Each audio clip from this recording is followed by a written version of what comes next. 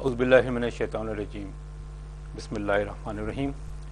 معزز ناظرین کرام، پروگرام کربلا کے بعد میں اپنے میزبان رضا چنا کا سلام قبول کیجیے گا۔ کربلا کے بعد ایک بہت انوکھا موضوع، ایک بہت انوکھی بات اکثر ہم مجلسوں میں سنا کرتے ہیں کہ وہ سفر جو حسین علیہ السلام نے مدینہ سے شروع کیا، کربلا میں شہادت ہوئی، اور یہ قافلہ، لٹا ہوا قافلہ جب کربلا سے کوفہ کی طرف روانہ ہوتا ہے، کس انداز میں آل رسول کو وہاں سے لے جایا جاتا ہے۔ کوفہ میں دربار ابن زیاد، وہاں کے واقعات ہم اپنے پچھلے پروگراموں میں بیان کر چکے ہیں۔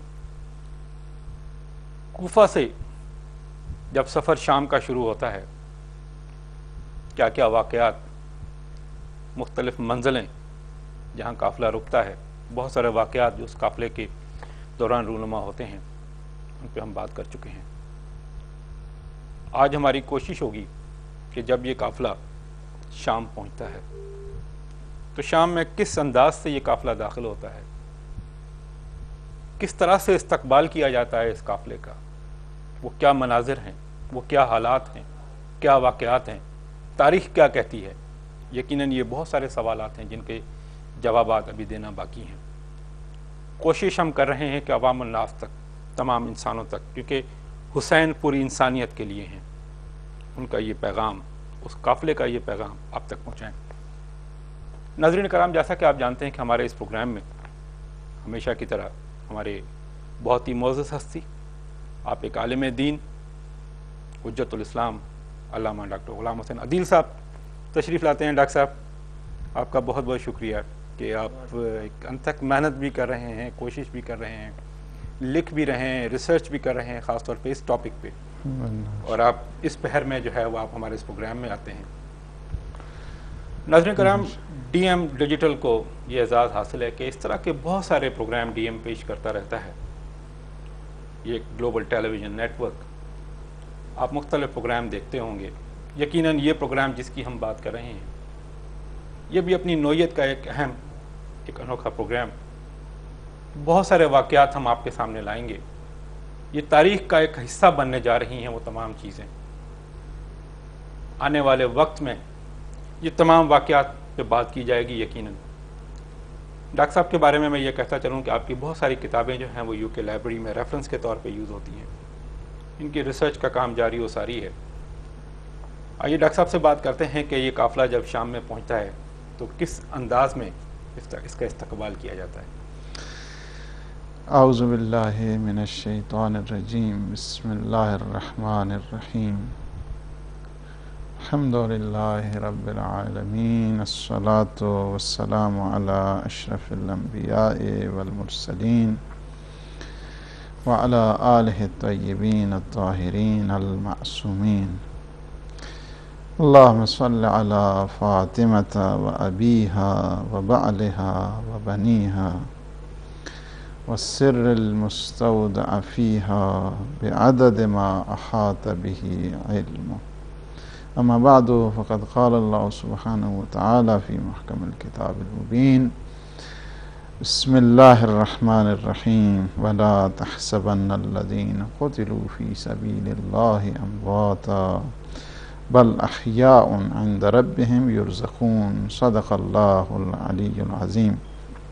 سب سے پہلے آپ کو، آپ کی پوری ٹیم اور اپنے تمام ناظرین اور سامعین کی خدمت میں سلام پیش کرتا ہوں، اور پروردگار عالم سے دعا ہے کہ وہ ہمیں اس کاروان شہادت اور کاروان حریت پہ نقش قدم پر قائم و دائم رکھے، اور تمام مسلمانوں کو ہر قسم کی آفات، عارضی ہیں سماوی ہیں، ان سے محفوظ اور مصون فرمائے، اور ہم سب میں نور وحدت کہ جو ایک بہت بڑا مسلمانوں کے لیے گوہر ہے اس دور میں، وہ ہم سب کو نصیب فرمائے، اور مشن حیثیت الشہداء کے فہم، ادراک اور سمجھ اور شناخت معرفت نصیب فرمائے۔ آمین۔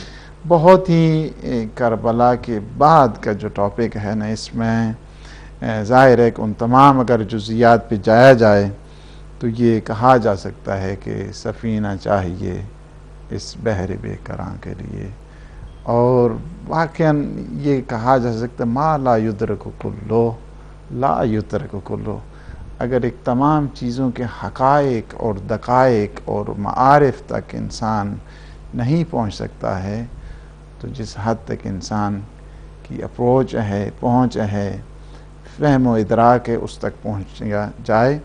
اور فارسی کے شاعر نے بھی خوب کہا ہے کہ آؤ بے دریا را اگر نہ تواں کشید، ہم بے قدر تشنگی آبش چشید، کہ سمندر کے پانی کو تو انسان سارے کا سارا تو نہیں نہ لا سکتا ہے، لیکن اپنی پیاس بجھانے کے لیے، یہ پیاس عشق ہے، تشنگی ہے معرفت کی، اور انسان اس طرف آگے بڑھتا ہے اپنے عشق و سرور اور عقیدت کے ساتھ۔ یعنی کربلا کی یاد اصل میں کیا ہے؟ اصل میں ایک دفعہ یہ ہوتا ہے، یہ بہت توجہ کی ضرورت ہے اس بات کے لیے کہ ہم جو سید الشہداء پہ مصائب ہیں، جان دینی ہے، جو انسان پیدا ہوا وہ بالآخر جو ہے نا وہ اس نے جان دینی ہے، جی جی کر جو ہے انسان کا ہر سانس، ہم ان مصائب پہ یاد مناتے ہیں، اس عزاداری کو آگے لے کر جاتے ہیں۔ یعنی ہم یہ نہیں کہتے ہیں کہ سید الشہداء مارے گئے، سید الشہداء جو ہیں شہید، ہم یہ کہتے ہیں کہ جو خنجر چلا ہے سید الشہداء کے گلو اقدس پر، وہ اصل میں کیا ہے؟ عدالت کے گلے پہ چھری پھیری گئی ہے، حریت کے گلے پہ چھری پھیری گئی، حق کے گلے پہ چھری پھیری گئی، جی، حق اور حقانیت کے گلے پہ چھری پھیری گئی ہے۔ اور ان مظلوموں کی یاد جب انسان دل میں بساتا ہے تو وہ قربانی کی یاد تازہ ہوتی ہے، ایثار کی یاد تازہ ہوتی ہے، حریت کی یاد تازہ ہوتی ہے، استقامت کی یاد تازہ ہوتی ہے، فداکاری کی یاد تازہ ہوتی ہے، انسان کے عقیدے کی یاد تازہ ہوتی ہے، توحید کی یاد تازہ ہوتی ہے، عدل الہی کی یاد تازہ ہوتی ہے، اور نبوت کے وہ جو شاخسانے ہیں، چونکہ حسین ابن علی صلوات اللہ وسلامہ علیہ کی ذات کیا ہیں؟ علمدار توحید ہیں، علمدار نبوت ہیں، علمدار عقائد اسلامی ہیں۔ دیتے نصر حسین تو پڑھتا نماز کون، یعنی انسان کی فہم و ادراک کو جھنجھوڑنے کے لیے۔ اور اسی وجہ سے ہم نے غالباً ایک پروگرام میں بھی یہ کہا ہے کہ یہ شہادت عظمیٰ ہے یا کاروان حریت ہے، اسے کسی ایک لمیٹڈ کانسیپٹ کے ساتھ اس کو بند رکھنا اور یہ کہنا کہ نہیں اس کا تعلق فقط اور فقط جو ہے وہ ایک خاص جو ہے وہ اسکول آف تھاٹ کے ساتھ ہے یا فقط مسلمانوں کے ساتھ ہے، تو میں اس کو بھی جو ہے وہ نیرو مائنڈڈ جو ہے وہ تھاٹ کہوں گا۔ اس وجہ سے یہ کوتاہ فکری کے علاوہ کچھ نہیں ہے۔ شخصیات جب افکار اپنی چھوڑا کرتی ہیں تو عالم انسانیت کے جو دریچے ہیں اور انہیں پرے پرواز فکر دینے کے لیے ہوا کرتی ہیں، اور ان کا تعلق کسی خاص قوم اور کسی خاص فکر کے ساتھ۔ اسی وجہ سے تو نہرو نے بھی کہا تھا نا، کہا تھا کہ میں نے اپنی قوم کو نجات دلائی ہے، وہ جو شیعوں کا امام ہے، مسلمانوں کا جو ہے وہ خلیفہ ہے حسین ابن علی، ان کی میں نے سیرت کو دیکھا تو میں نے ہندوستان کی قوم کو جو ہے وہ نجات دلائی ہے۔ تو کیا ہوتا ہے؟ مطلب یہ نہیں ہے کہ سید الشہداء یا کاروان حریت، آپ یہ ذرا انسان چشم تصور سے تو دیکھے کہ ایک خاتون کو پروردگار کتنا صبر اور کتنا حوصلہ اور کتنی استقامت، کہ جو ظاہر ہے نا کہ فاتح شام بھی کہتے ہیں نا بیوی کا، ایک نام وہ شام کہ جہاں سے حکم صادر ہوتا تھا امیر المومنین کے خلاف 40,000 ممبروں پر۔ جی، یہ تاریخ نے تو سب کیا، تاریخ تو کسی کو چھپاتی نہیں ہے۔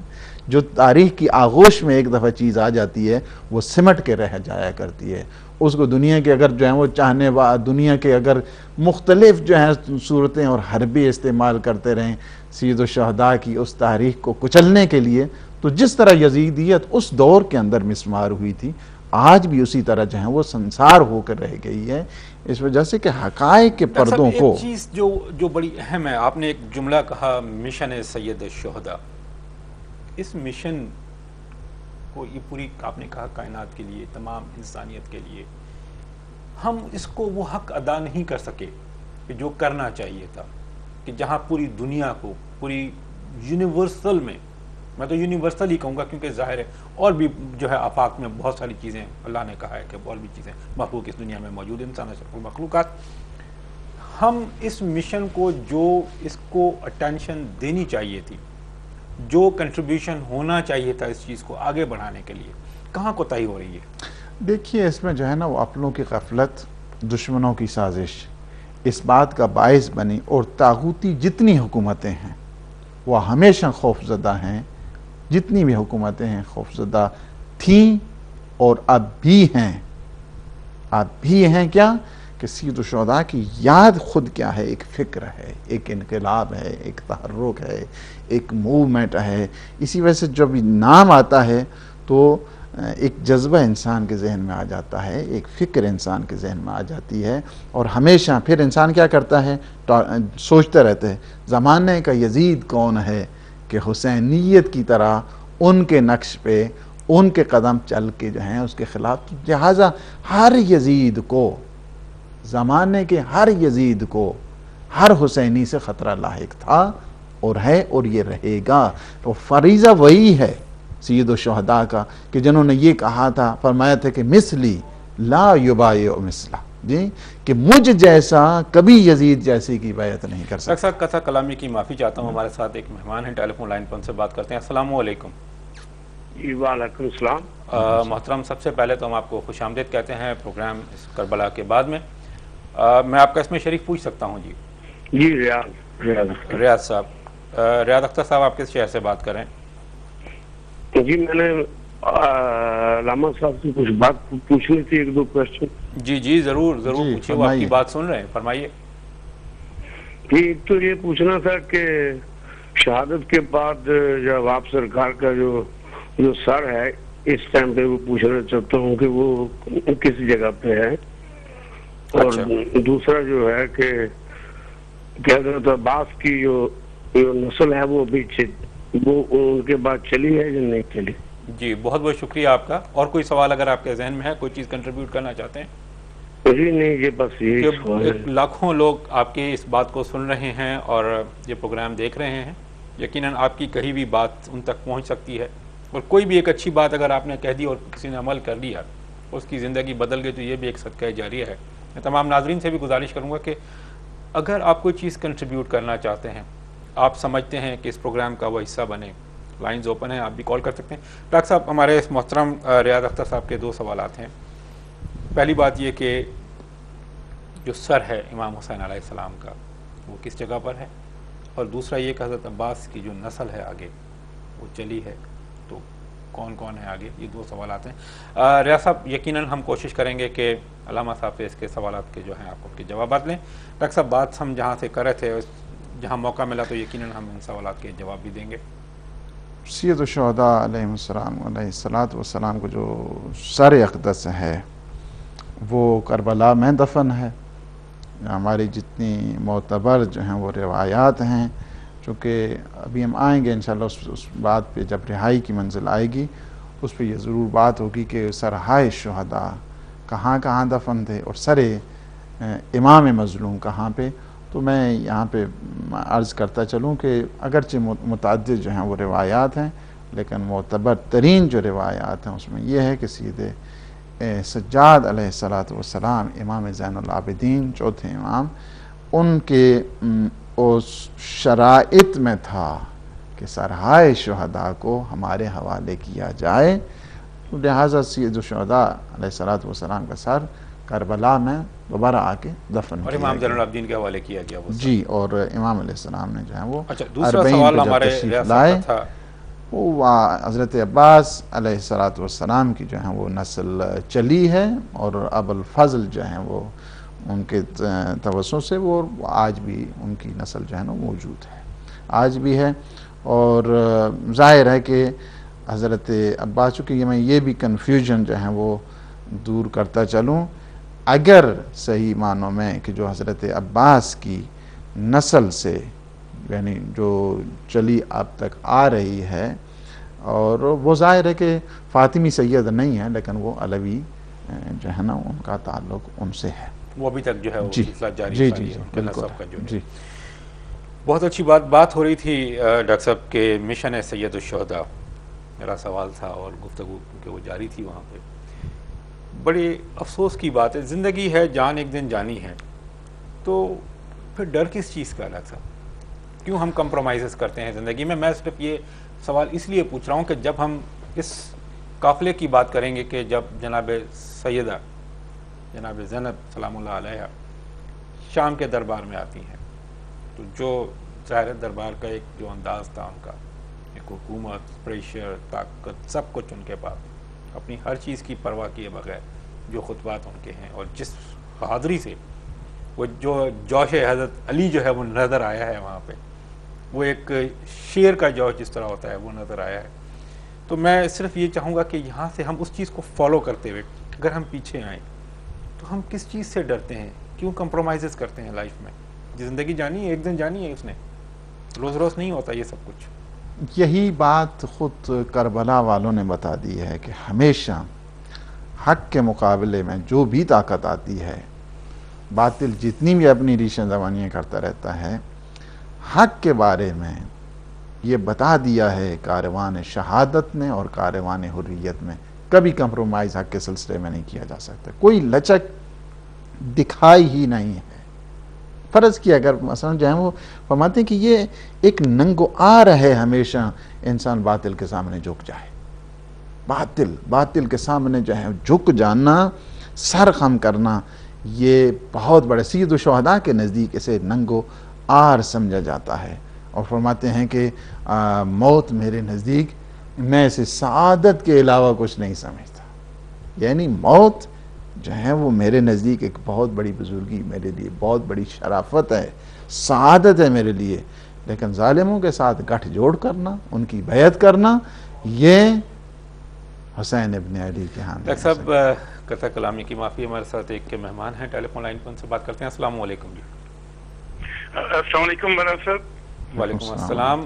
سب سے پہلے تو آپ کو خوش آمدید کہتے ہیں پروگرام کربلا کے بعد۔ خوش آمدید جی۔ جی میرے محترم، میں آپ سے نام پوچھ سکتا ہوں؟ میں صرف یہ جاننا چاہتا ہوں کہ میں مشکل میں یا پریشانی میں یہ یا علی ادرکنی فی سبیل اللہ کی تصویر کر سکتا ہوں یا کچھ اور بھی کر سکتا ہوں؟ جی محترم، آپ کا سوال جو ہے ڈاکٹر عدیل صاحب نے سن لیا ہے اور کوشش کریں گے کہ آپ کے سوال کا جواب ان سے لیں۔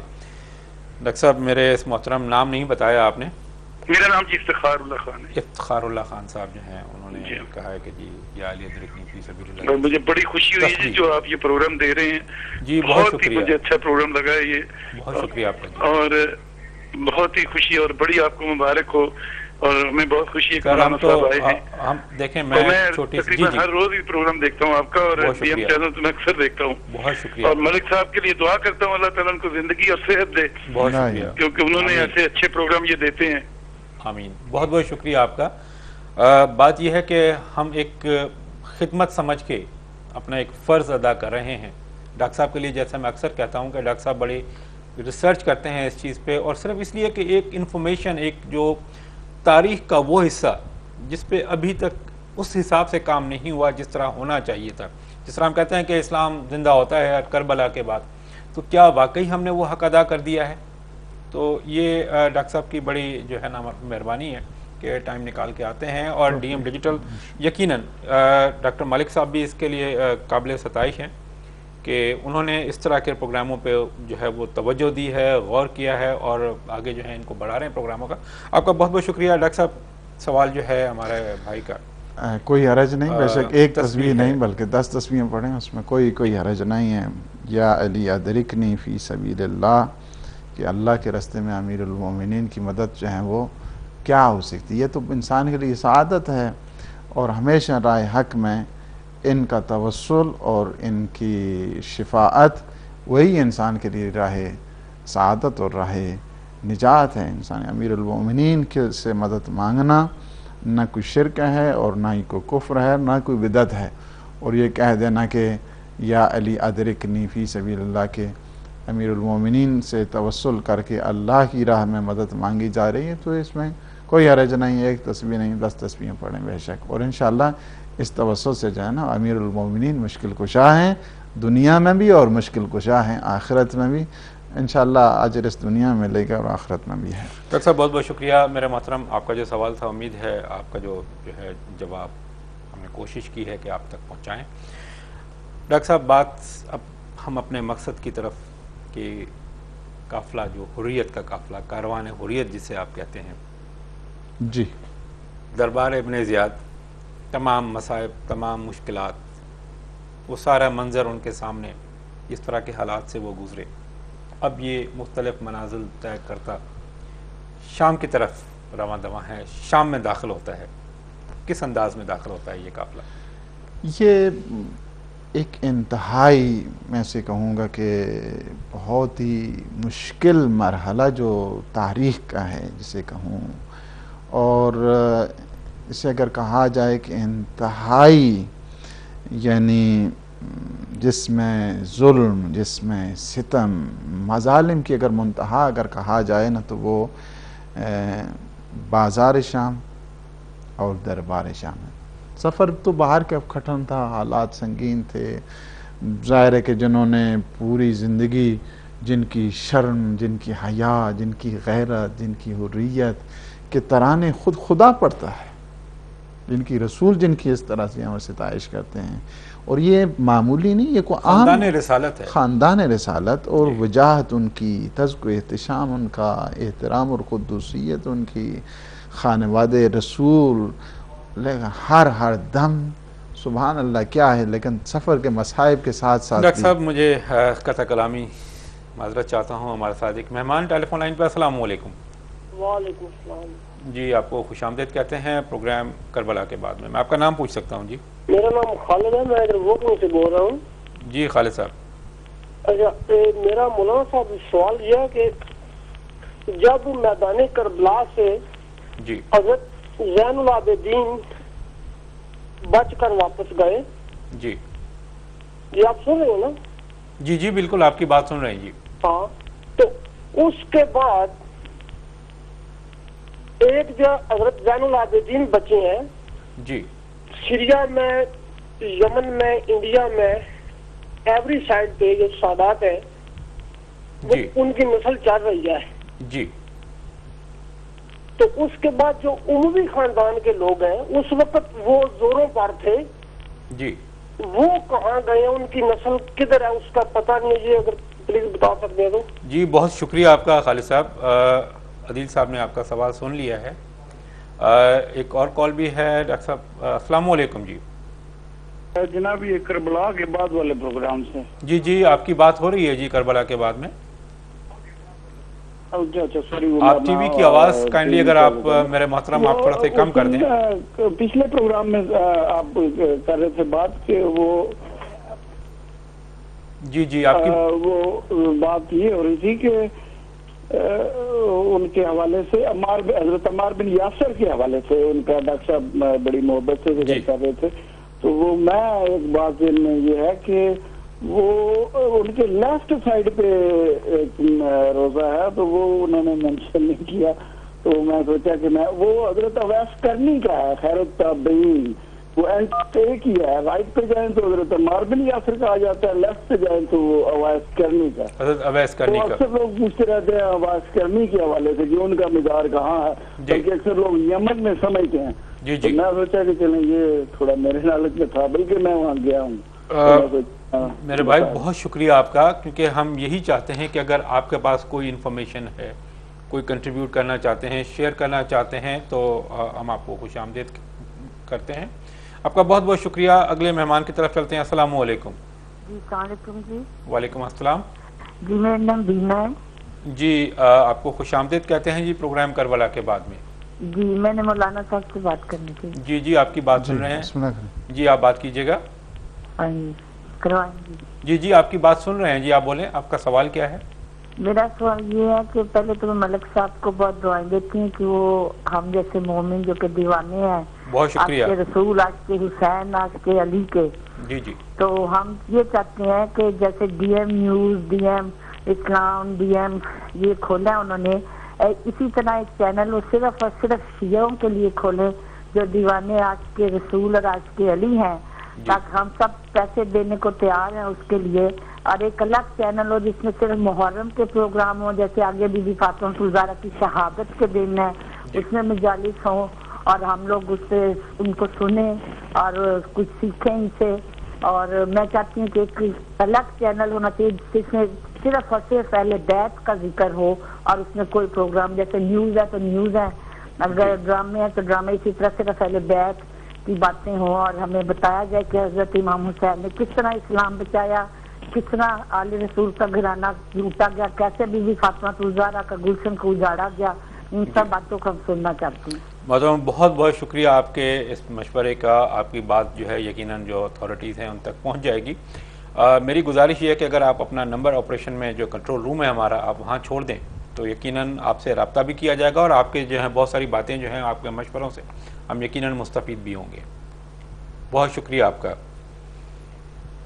ڈاکٹر صاحب بہت ساری باتیں لوگوں کی اور بہت سارے سوالات یقیناً آپ نے سن لیے کہ جس طرح امام حسین علیہ السلام کے، جیسے ہمارے مہمان نے سوال کیا کہ امام زین العابدین سے جو ہے ان کی آل ہے، تو حضرت عباس اور باقی جو تھے ان کی اولاد علوی وغیرہ اس کے بارے میں انہوں نے پوچھا ہے آپ سے، تو آپ اس پہ کچھ روشنی ڈالیں گے؟ اس کے علاوہ بھی تھا نا کوشچن؟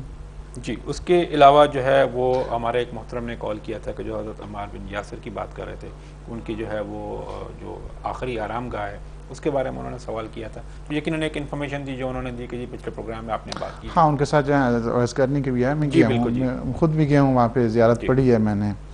حضرت عمار یاسر کی بھی رقہ کے جس طرح ہم نے پہلے پروگرام میں گزشتہ بات کی تھی، انہی کے ساتھ جو ہے ان کی بھی ہے خبر ہے. اور واقعاً یہ وہی ایریا ہے کہ جہاں پہ جنگ صفین ہوئی تھی، اس ایریا میں ہے. اس کے ساتھ جو ہے نا وہ فرات بھی بہہ رہی ہے اور وہی جنگ صفین کے ایریا، اور بلکہ اس جگہ پہ ہے کہ جہاں پہ معاویہ ابن ابی سفیان نے پانی بند کیا تھا اور پھر امیر المومنین کی جو فورسز تھیں انہوں نے اس کو پانی لے بھی لیا تھا، اور جب کہا تھا کہ ہم بھی بند کرتے ہیں تو فرماتے ہیں کہ نہیں، یہ جوان مردی کے خلاف ہے. علی، اگر معاویہ نے پانی بند کیا ہے تو علی جو ہے وہ کبھی پانی بند نہیں کرے گا، اس وجہ سے کہ علی اپنی چاہتا ہے کہ کردار اور شہامت اور شجاعت، فرمائے یہ شجاعت کے خلاف ہے کسی کا پانی بند کرنا. معاویہ نے بند کیا تھا امیر المؤمنین کی فورسز کا پانی، اور یزید نے پانی بند کیا تھا امام حسین کے جو ہے نا وہ یار و انصار اور اصحاب کا اور اہل بیت کا پانی بند. تو باہر کے حضرت اویس قرنی کی بھی جو ہیں وہیں پہ ان کا مزار مقدس ہے وہیں رقہ میں، اور حضرت عمار یاسر کا بھی وہیں پہ ہے. تو یہ تھا. اس کے بعد جو ہے جہاں تک ہے بنو امیہ کی، ظاہر ہے کہ وہ نسل تو اب بھی باقی ہے، اور اس میں ظاہر ہے کہ جتنے یہ نیگیٹو ہوتی ہیں طاقتیں وہ اپنے اب نشونا، البتہ ان کا نام جو ہے وہ باقی نہیں ہے، اس وجہ سے کہ جو بھی یہ بات حقیقت ہے کہ جب بھی انسان حق اور حقانیت کے ساتھ ہوا کرتا ہے اس کے نام کو اللہ پاک جو ہے نا وہ خود باقی رکھتا ہے اور وہ باقی رہا کرتا ہے. جہاں تک باطل ہے وہ ایک یکدم اس کی چہل پہل ہوتی ہے، لوگ سمجھتے ہیں کہ نہیں یہ ہو گیا، جبکہ باطل کے لیے کبھی بھی دوام نہیں ہے. ڈاکٹر صاحب بات تو وہی ہو گئی نا کہ جہاں حق کی بات ہے، حسین ایک فلسفہ ہے، حسین حق کا وہ پیغام ہے. اسی طرح یزید ایک اپنا فلسفہ ہے جو باطل کا فلسفہ ہے، جو بالکل حق سے ہٹ کے بات کر رہا ہے. ہر وہ چیز جو اسلام جس کو جائز کر رہا ہے اس کو وہ کہہ رہا ہے کہ جی یہ صحیح نہیں ہے. تو یہ وہ دو فلسفے ہیں جن کا ایک ٹکراؤ ہے، ہمیشہ سے ہے، کربلا سے شروع ہوا ہے، بلکہ اس سے پہلے کو آپ دیکھیں تو یہ ہر جگہ موجود رہا ہے. حسین نے اس پہ مہر ثبت کر دی ہے کہ یہ حق ہے، یہ باطل ہے. جی، حقیقت ابدی کو اگر دیکھنا چاہے تو وہ خوب اقبال نے خوب کہا ہے کہ حقیقت ابدی ہے، مقام شبیری بدلتے رہتے ہیں انداز کوفی و شامی. تو یہ بدل رہے ہیں حالات، ان کی جو ہے نا مختلف صورتیں بدلی جاتی ہیں. اور آج بھی اگر کوئی کہتا ہے نا کہ جو ہے نا وہ نعوذ باللہ حسین ابن علی سے جو ہیں وہاں پہ مسٹیک ہوئی ہے یا غلطی ہوئی، تو اس کا تعلق وہی ہے نا، کوئی نئی نسل تو نہیں ہے نا. بنو امیہ کے کردار سے پتہ چلتا ہے. اس ٹائم جو ہے وہ یزید کہتا تھا، آج کل جو ہے نا وہ مختلف اسی کی یزید کو بچانے والے، اس کے فالوورز، اس کو بچانے والے، اس کی راہ و روش پہ چلنے والے، وہ بھی آج کل وہی کرتے ہیں. اور اسی سے پتہ چلتا ہے کہ حسینی کون ہیں اور یزیدی کون ہیں. تو یہ سلسلہ ڈاکٹر صاحب باہر میں کا واپس آپ کی توجہ چاہوں گا اپنا اس قافلے کی طرف. اسپیکر پہ آواز کلیئر نہیں تھا اور کوشچن تھا اس میں. چلیں اپنی اس بات. جی جی، بات ہو رہی ہے کہ قافلہ جب پہنچتا ہے شام میں، عجیب انداز ہے جی. کس ماحول میں، کیا پبلک ری ایکشن کیا تھا، کس دروازے سے، کیونکہ مشہور بات ہے کہ کسی دروازے سے یہ قافلہ جو ہے وہ داخل ہوا ہے شہر میں، اور یقیناً اصحاب رسول بھی ہوں گے وہاں پہ. کیا کیفیت تھی ان لوگوں کی؟ اب دیکھیں نا، یہ کربلا کا یہ کاروان جب چلتے چلتے اور دمشق کے قریب پہنچے، جیسے خستہ حالی بہت تھی، تھکان بہت تھی، مصائب آلام بہت تھے. اس کے باوجود جو ہے نا دمشق کے جو بازاروں ہیں ان کی آئینہ بندی کی گئی، وہاں پہ دکانوں کو سجایا گیا، وہاں پہ رنگا رنگ قسم کے پردے لٹکا دیے گئے، شادیانے بجانے والے، نقارے بجانے والے، دف بجانے والے، مختلف جو ہے نا یہ لوگ وہاں پہ جمع ہو گئے. ڈاکٹر صاحب ہمارے ساتھ ایک مہمان ہے ٹیلی فون لائن پر، ان سے بات کرتے ہیں. السلام علیکم. وعلیکم السلام. جی محترم، آپ کو خوش آمدید کہتے ہیں پروگرام کربلا کے بعد میں. سر تصور حسین برمنگھم سے بول رہا ہوں. جی تصور صاحب. سر میرا سوال یہ ہے کہ اللہ کے رسول نبی پاک صلی اللہ علیہ وسلم نے جب فرمایا تھا یزید سے، معاویہ کو، کہ ہم کو تم سے خون سے بو آ رہی ہے، ٹھیک ہے، تو اس کے بعد یہ معاویہ نے ثابت کر دیا جی کہ حضرت علی اور حضرت علی کی فوج کا پانی بند کر دیا، اور معاویہ بن ابو سفیان، جی، جبکہ ہندا نے نبی پاک صلی اللہ علیہ وسلم کا چچا کا حضرت حمزہ جی جی دانتوں میں ناچا تھا، جی چبایا تھا ان کا کلیجہ. بالکل. تو اس کے باوجود یہ سب کچھ ثابت ہونے کے باوجود، نبی پاک کی صلی اللہ علیہ وسلم ہونے کے باوجود، معاویہ نے حضرت علی کی فوج کا پانی بند کیا، حضرت علی کا پانی بند کیا. اور اس کے بعد جو معاویہ کی پیروی کرتے ہیں، اسی ڈی ایم میں نے دن پہلے پروگرام دیکھا تھا کہ معاویہ بن حضرت معاویہ امیر المؤمنین. جی. تو میں یہ صرف آپ سے سننا چاہتا ہوں کہ میں رانگ ہوں یا میں صحیح ہوں، حضرت معاویہ امیر المومنین کس طرح ہو سکتا ہے؟ مجھے یہ آپ سب کر کے دیں. بہت شکریہ آپ کا تصور حسین صاحب، آپ نے کال کیا ہمیں برمنگھم سے. آپ کا سوال اپنی جگہ پہ ویلڈ. اور عدیل صاحب یقیناً آپ کی جو بات تھی، گفتگو تھی، وہ سن رہے تھے، اور میں چاہوں گا کہ وہ اس پہ تھوڑی سی روشنی ڈالیں کہ ڈاکٹر صاحب سوال تصور حسین صاحب کا ہے کہ معاویہ کی بات ہو رہی ہے تو لوگ اس کو کہتے ہیں امیر معاویہ، اور اس کو بہت سارے جو ہیں القاب، تو کیا یہ صحیح ہے یا نہیں؟ اس کو کس طرح دیکھتے ہیں آپ؟ امیر المومنین حتیٰ کہ جو ائمہ معصومین ہیں، حتیٰ میں ایک روایت میرے خیال میں جو ہے وہ کافی رہے گی جواب کے سلسلے میں بھی، کہ ایک شخص آیا امام جعفر صادق علیہ السلام کے پاس سلام کرتا ہے، السلام علیکم یا امیر المومنین. فرمایا کہ مجھے آپ امیر المومنین کہہ رہے ہیں؟ فقط میرے جد علی ابن ابی طالب کو جو ہے نا امیر المومنین کہنے کی جو ہے وہ اجازت ہے ہم میں سے. حتیٰ ائمہ بھی اپنے ناموں کے ساتھ یہ پسند نہیں کرتے تھے کہ امیر المومنین کے مقابل میں یہ صرف اور صرف جو ہیں وہ علی ابن ابی طالب کو، یہ ویسے تو امیر بنتے رہے لیکن امیر المومنین علی ابن، وہ روایات میں ہے امام المسلمین امیر المؤمنین علی ابن ابی طالب علیہ السلام کی ذات ہے. ان کے علاوہ کوئی جو ہے نا وہ دنیا میں جو بھی بنا ہے، جس نے بھی کہا ہے نا امیر المؤمنین علی کے مقام، وہ ذلیل ہوا اس تاریخ سے لے کر آج کی تاریخ تک، بلکہ وہ نظر ہی نہیں آتے پاس بننے والے.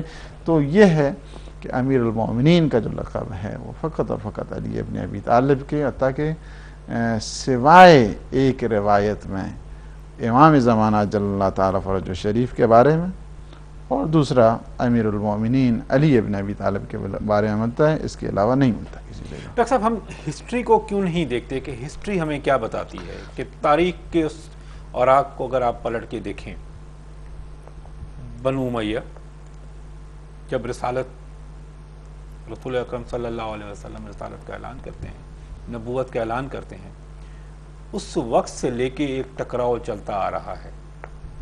جس طرح میرے ابھی اس محترم دوست نے کہا کہ جنگ صفین کا واقعہ آپ نے جیسے بیان کیا، ہندا کی انہوں نے بات کی کہ حضرت حمزہ کا کلیجہ انہوں نے چبایا، اور اس کے بعد کربلا کا واقعہ یہ پیش آتا ہے۔ یزید ایک دن میں نہیں بنتا، یزید کو بننے میں ٹائم لگا ہے، کیا فیکٹرز تھے، کیا ایلیمنٹس تھے، یہ ایک بہت بڑی ہسٹری ہے۔ ہم اس سے کیوں منہ موڑ لیتے ہیں چیزوں سے؟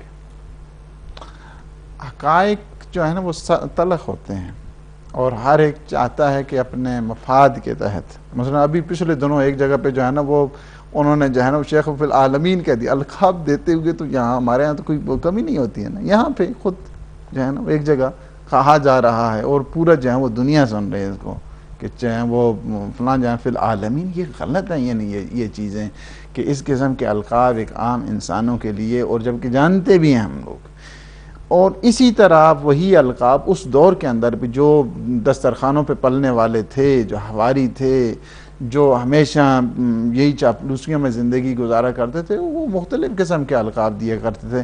میں یہ کہتا ہوں کہ جس نے اس حد تک، فقط بات یہ ہے کہ ہم سب کا اسلام کس سے ثابت ہوتا ہے؟ رسول خدا صلی اللہ علیہ وآلہ وسلم کی پیروی سے ثابت ہوتا ہے، ان کے نقش قدم سے ثابت ہوتا ہے، اور جن کے لیے خود اللہ پاک نے یہ فرمایا کہ قل ان کنتم تحبون اللہ فاتبعونی یحببکم اللہ ویغفر لکم ذنوبکم واللہ غفور رحیم، کہ اگر تم چاہتے ہو کہ اللہ کے محب اور محبوب بن جاؤ تو پھر میرے رسول کے نقش قدم پر چلو۔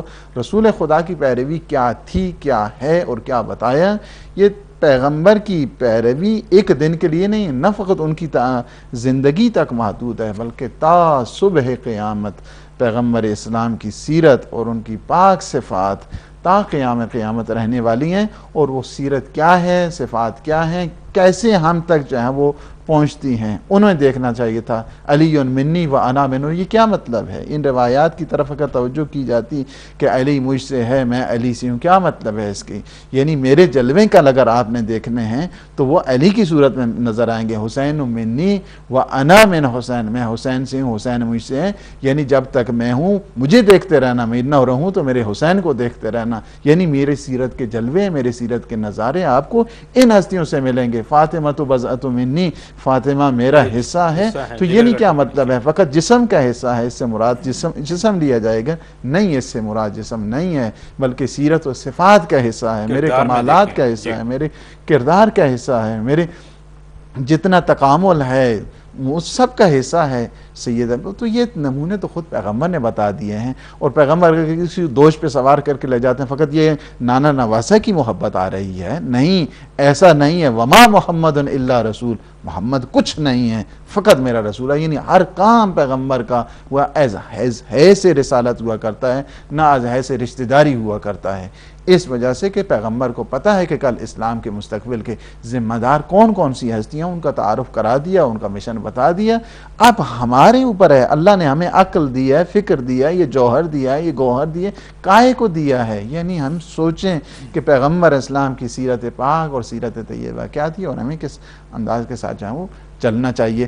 اب وہی ہم اس پہ جائیں مزید ڈسکس نہیں کرنا چاہتے ابھی، چونکہ بحث جو ہے نا ہماری جو ادھوری رہ جائے گی، کیونکہ جو ٹاپک ہے ہمارا، جو ہمارا جو چونکہ وہ ایک الگ ٹاپک ہے، اس پہ بات شروع ہو جائے تو پھر بات جو ہے نا وہ بڑھتی رہتی ہے۔ ہم چاہ رہے ہیں کہ اپنے فارمیٹ پہ رہیں، اور میں ناظرین سے بھی گزارش کروں گا کہ جس پیٹرن پہ ہمارا یہ پروگرام ہے، جس پیٹرن پہ ہم اس کو لے کے جانا چاہتے ہیں، ان تمام حقائق کہ جو اس سفر میں اس کاروان حریت کو پیش آئے اور کس انداز سے انہوں نے جو ہے وہ خطبات دیے ہیں، ہم کوشش کریں گے کہ اس پہ، اور اس کے بعد جب یہ سفر واپسی کا شروع ہوتا ہے کہ شام کے دربار اور شام کے زندان سے واپس مدینہ کی طرف، ہم یقیناً اس پہ بھی گفتگو کریں گے۔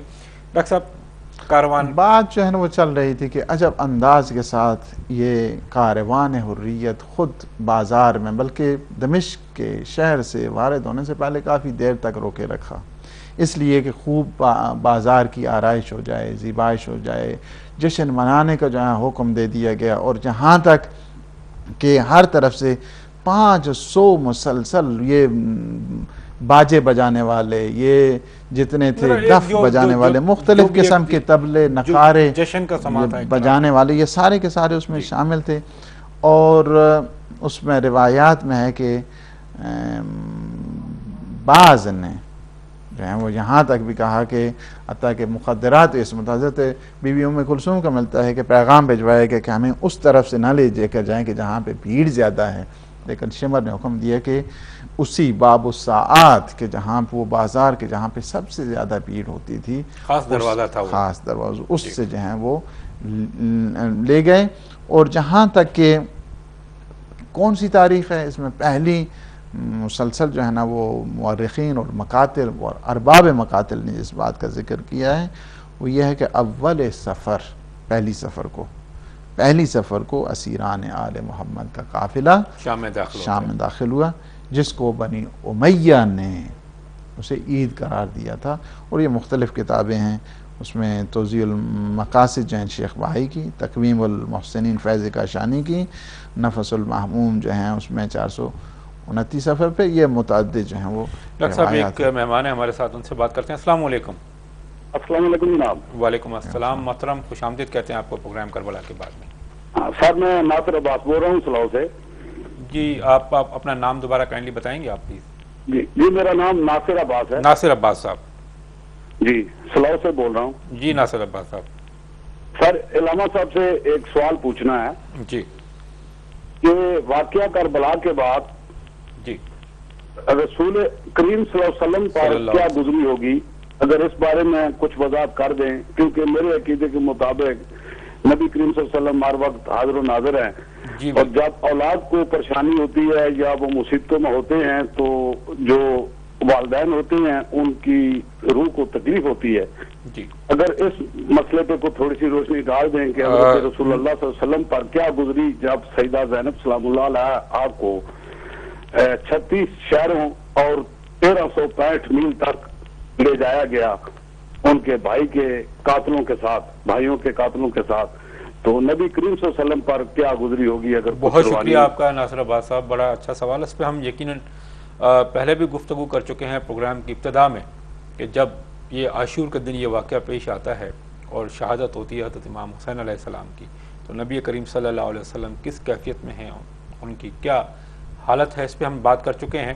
اور میں دوبارہ گزارش کروں گا اپنا ڈاکٹر عدیل صاحب سے کہ ڈاکٹر صاحب سوال ناصر عباس صاحب کا صلاح سے کہ جی رسول اکرم صلی اللہ علیہ وسلم، یہ تو یقیناً شہادت اور اس کے بعد جتنا بھی سفر ہے یہ پورا، اس واقعے کو متعدد جو ہے نا مورخین نے لکھا ہے، سیاحہ ستہ خود جو ہے نا سنن ابن ماجہ میں جو ہے یہ روایت موجود ہے، پھر غنیت الطالبین میں یہ روایت موجود ہے، اور متعدد کتاب میں شیعہ سنی متعدد اور متواتر جو ہے نا یہ خبر ہے کہ شہادت کے واقعے پہ حضرت ام سلمہ سلام اللہ علیہا انہوں نے دیکھا خواب میں، اور یہ روایات جو ہیں تمام فریقین اور طرفین میں یہ مسلم ہے کہ پیغمبر کو جو شخص خواب میں دیکھتا ہے پیغمبر ہی خواب میں آیا کرتے ہیں، اور شیطان کبھی پیغمبر کی شکل میں نہیں آ سکتا۔ یہ روایات متعدد ہیں اور متواتر ہیں۔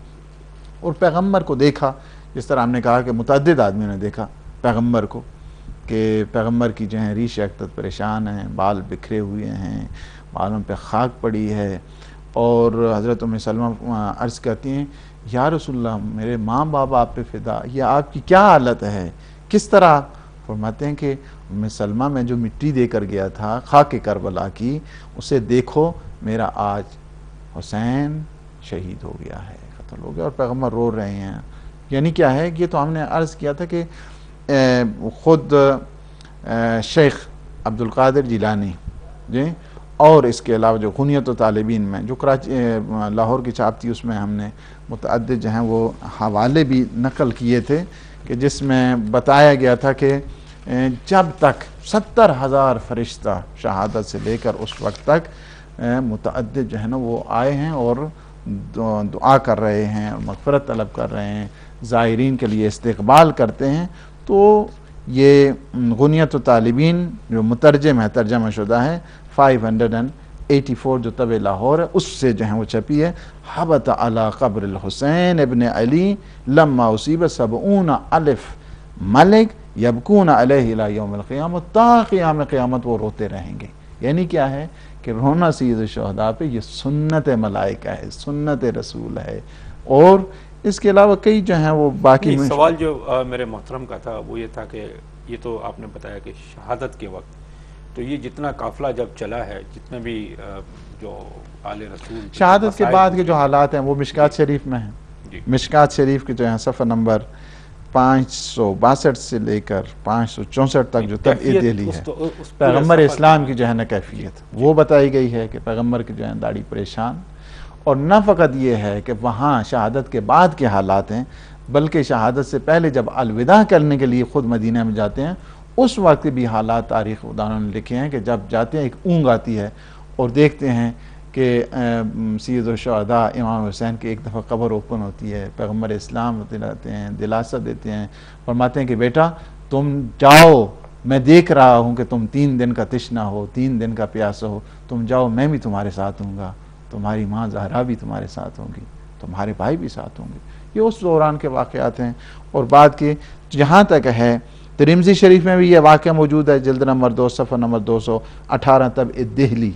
اور مشکات شریف میں بھی یہ واقعہ موجود ہے، صفحہ نمبر 562 سے 564 طبع دہلی، کہ پیغمبر اسلام شہادت کے بعد ان کے بال پریشان ہوتے ہیں اور روتے ہیں اور گریہ وزاری کرتے ہیں. یہ روایت حضرت ام سلمہ اور حضرت ابن عباس دونوں سے جو ہے منقول. ڈاکٹر صاحب بہت بہت شکریہ آپ کا. اور ہم نے کوشش کی ناصر عباس صاحب کہ آپ کا جو سوال تھا اس کا جواب ہم آپ تک پہنچا سکیں.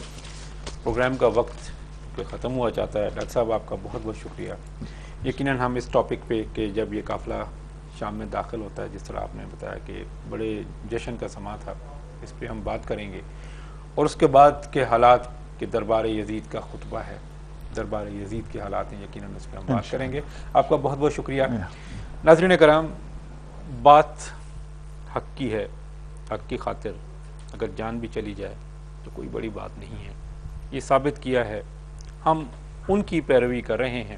یقیناً وہ ہمارے آقا جنہوں نے اپنی جان کا نذرانہ پیش کیا حق کی خاطر. اور وہ قافلہ جسے کاروان حریت کہتے ہیں کہ جب وہ شام میں داخل ہوتا ہے کس انداز سے، کس طرح اس کا استقبال کیا جاتا ہے، یقیناً اس پہ ہم اگلے پروگرام میں بات کریں گے.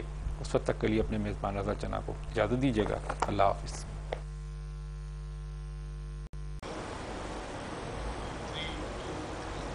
اعوذ باللہ من الشیطان الرجیم، بسم اللہ الرحمن الرحیم.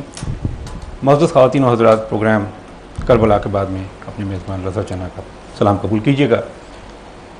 بات جب کربلا کی ہوتی ہے تو بہت سارے ناموں کے ساتھ جو چند نام سر فہرست ہیں اس میں سید الشہداء امام حسین علیہ السلام کا نام ہے. اس کے بعد حضرت زینب سلام اللہ علیہ کا نام ہے. حضرت عباس کی یاد آتی ہے، حضرت اکبر کی یاد آتی ہے، حضرت اصغر کی یاد آتی ہے، اور اس معصوم سکینہ کی یاد آتی ہے جنہوں نے زندان شام میں اپنے آخری ایام گزارے. بات جب حق و باطل کی ہوتی ہے تو کربلا یاد آتی ہے. بات جب عزم و حوصلے کی ہوتی ہے تو کربلا یاد آتی ہے. بات جب شہیدوں کے خون کی ہوتی ہے تو کربلا یاد آتی ہے. بات جی ہاں، کربلا کے بعد کیا حقائق ہیں، تاریخ کیا کہتی ہے. خاص طور پہ وہ ناظرین جو آج سے ہمارے ساتھ اس پروگرام کو جوائن کرتے ہیں یا کر رہے ہیں، ان کی اطلاع کے لیے، ان کی انفارمیشن کے لیے یہ عرض کرتا چلوں کہ کربلا کے بعد جو پروگرام ہے اس کا جو مقصد ہے کہ جب یہ کاروان حریت، جسے ہمارے بہت ہی محترم علامہ عدیل صاحب کاروان حریت کہتے ہیں، کہ جب یہ قید ہو کے بیویوں کو، آل رسول کو کوفہ لے جایا جاتا ہے، کوفہ سے شام، اور شام کا زندان، ابن زیاد کا دربار، یزید کا دربار، تو ان پہ کیا مصائب انہوں نے فیس کیے، کیا مظالم ڈھائے گئے، کیا تکالیف انہوں نے اٹھائیں، تاریخ کیا کہتی ہے اس کے حوالے سے، جی ہاں انہی حقائق پہ مبنی یہ پروگرام ہے۔ کوشش کی ہے ہمارے بہت ہی محترم حجت الاسلام علامہ ڈاکٹر غلام حسین عدیل صاحب نے کہ اس پہ ریسرچ کی جائے اور حقائق جو ہیں وہ عوام الناس تک لائے جائیں۔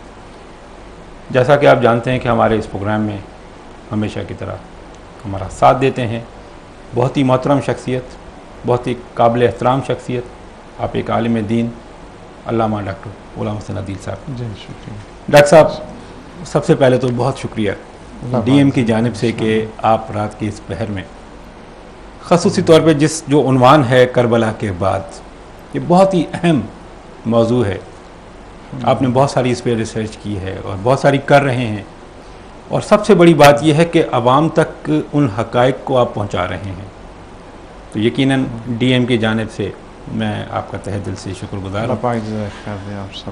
یقیناً جو ہمارا پچھلا پروگرام تھا، بات ہم کر رہے تھے کہ یہ قافلہ جس کو آپ کاروان حریت کہتے ہیں، بہت ہی اچھا نام آپ نے دیا ہے کہ واقعی یہ کاروان حریت ہے، یہ وہ علم بلند کر کے حق کا جب وہ داخل ہوتے ہیں شہر شام میں، تو شام کا منظر، شام کے دربار کا منظر، یزید نے جس طرح کے لوگوں کو وہاں بلایا ہوا ہے اور جس طرح کا جو ہے وہ انہوں نے تیاریاں کی ہیں، جشن کی ایک طرح کی جس طرح، تو یہ تمام حقائق اور ان کے ساتھ جو مظالم ڈھائے گئے آل رسول پہ، آپ نے بہت اچھے طریقے سے اس کو جو ہے وہ کور کرنے کی کوشش کی۔ ہم چاہیں گے کہ آج ہی ہم وہاں سے اپنا سلسلہ آگے بڑھائیں۔ تو ڈاکٹر صاحب بات وہی ہے کہ جب یہ قافلہ پہنچتا ہے شام میں، کس طرح سے استقبال ہوتا ہے اس قافلے کا؟ اعوذ باللہ من الشیطان الرجیم، بسم اللہ الرحمن الرحیم، وبہ نستعین وہو خیر المعین۔ رب اشرح لی صدری ویسر لی امری واحلل عقدۃ من لسانی ویفقہوا قولی۔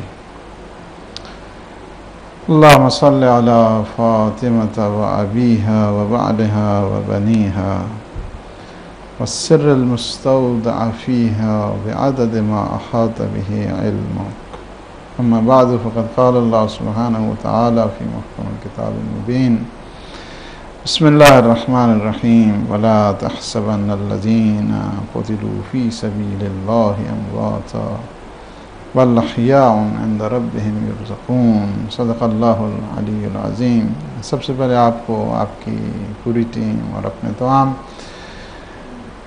ناظرین اور سامعین کی خدمت میں یہ سلام پیش کرتا ہوں، اور پروردگار عالم سے دعا ہے کہ وہ ہم سب کو حق اور حقانیت کے علم کو، پرچم کو بلند کرنے کی توفیق عطا فرمائے، ہمارے دلوں میں نور ولایت، نور اہل بیت اور محبت اہل بیت، عرفان اہل بیت عطا فرمائے، آمین۔ ظاہر ہے کہ ایام بھی ہیں، ایام فاطمیہ ہیں، بی بی کی شہادت کے ایام ہیں، میں تمام مسلمانوں کو تعزیت بھی پیش کروں گا، اور ظاہر ہے کہ یہ ایسا رشتہ ہے، بی بی نے کس انداز کے ساتھ تربیت کی اپنی اولاد کی، بی بی وہ کہ جن کا باپ معصوم، جن کا شوہر معصوم، جن کی اولاد، جن کے بیٹے معصوم، مزرعے، اسی وجہ سے علامہ اقبال نے کہا کہ حضرت عیسیٰ اور حضرت مریم کا جب تقابل کرتے ہیں، کہتے ہیں کہ مریم از یک نسبت عیسیٰ عزیز، سے نسبت حضرت زہرا عزیز، تین نسبتیں اللہ پاک نے ایسی عطا کی ہیں کہ بیٹی ہیں تو ختم المرسلین، ختم وسلم کی، جی امام اولین اور آخرین کی جو ہیں وہ دختر پاک ہیں، اور بانو انتاج دار حل عطا، مرتضی مشکل کشا شیر خدا، جی زوجہ محترمہ ہیں تو کن کی ہیں کہ جو سورہ حل عطا کے وارث ہیں، جی اور بیٹم پھر کیا کہنا کہ جو کاروان عشق کے جو ہیں وہ سردار اور سید ہیں، اور ایسی تربیت کی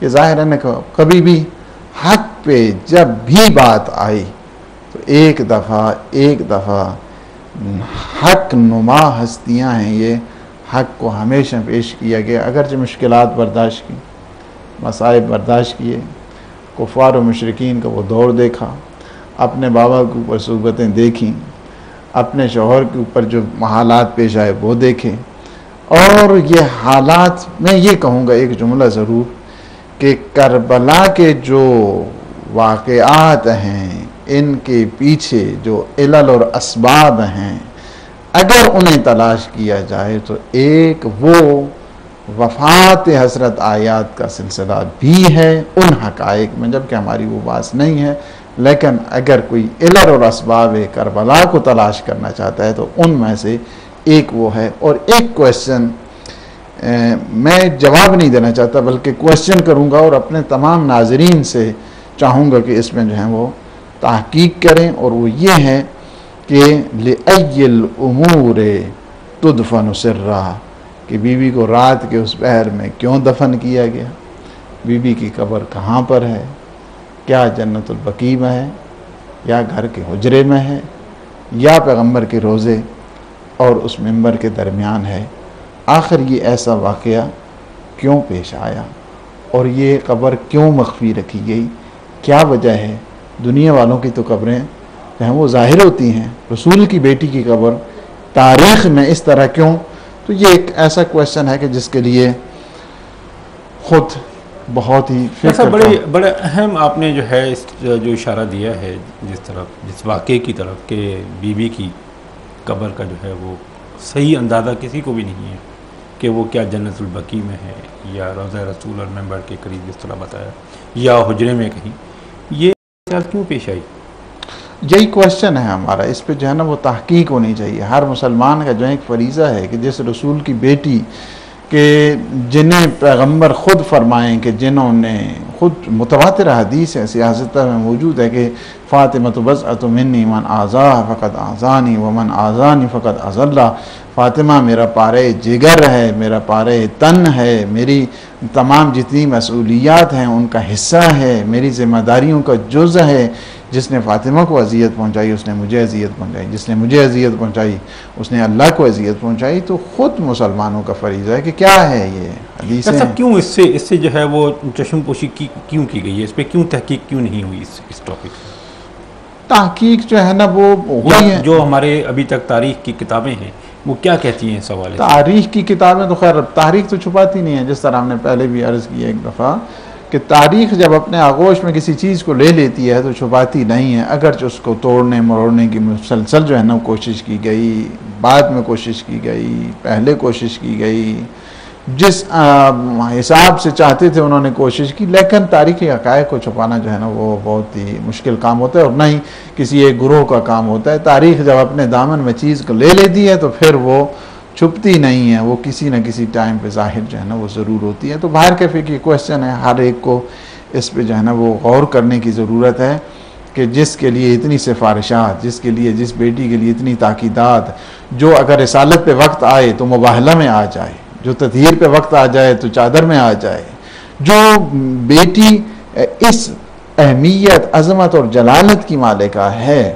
کیا وجہ ہے رات کو کیوں دفن کیا گیا، کیا وجہ ہے، کیوں جو ہے نا وہ تمام عمومی طور پہ کیوں نہیں جو ہے وہ آئے لوگ، اس پہ جو ہے ایک بہت بڑا کویسچن ہے تمام جو ہے نا عالم اسلام کے لیے اور بالخصوص جو عالم اسلام کے اسکالرز ہیں ان کے لیے کہ کیا وجہ ابھی تک کوئی جو ہے اس بارے میں حقیقت جو ہے نا وہ کیوں نہیں جو ہے نا وہ بیان کی جاتی اور کیوں نہیں جس کی جو ہے نا وضاحت کی جاتی۔ ناظرین کرام، ایک بہت اہم سوال جس کی طرف ڈاکٹر عدیل صاحب نے ابھی اشارہ کیا ہے کہ نبی کی بیٹی فاطمۃ الزہرا سلام اللہ علیہا، کیوں تاریخ اس پہ خاموش ہے، ہم کیوں، ہمارے اسکالرز، یہ سوال آپ تمام حضرات کے لیے ہے، ان تمام عالم دین کے لیے، اسکالرز کے لیے کہ یقیناً اس پہ ریسرچ کریں کہ آخر یہ چیز، ایسا واقعہ کیوں پیش آیا، اس قبر کے نشان آج تک کیوں پتہ نہیں مسلمانوں کو، رسول کی وہ چہیتی بیٹی جس کے لیے جیسے ڈاکٹر صاحب نے کہا کہ وہ رسول اکرم صلی اللہ علیہ وسلم نے فرمایا کہ فاطمہ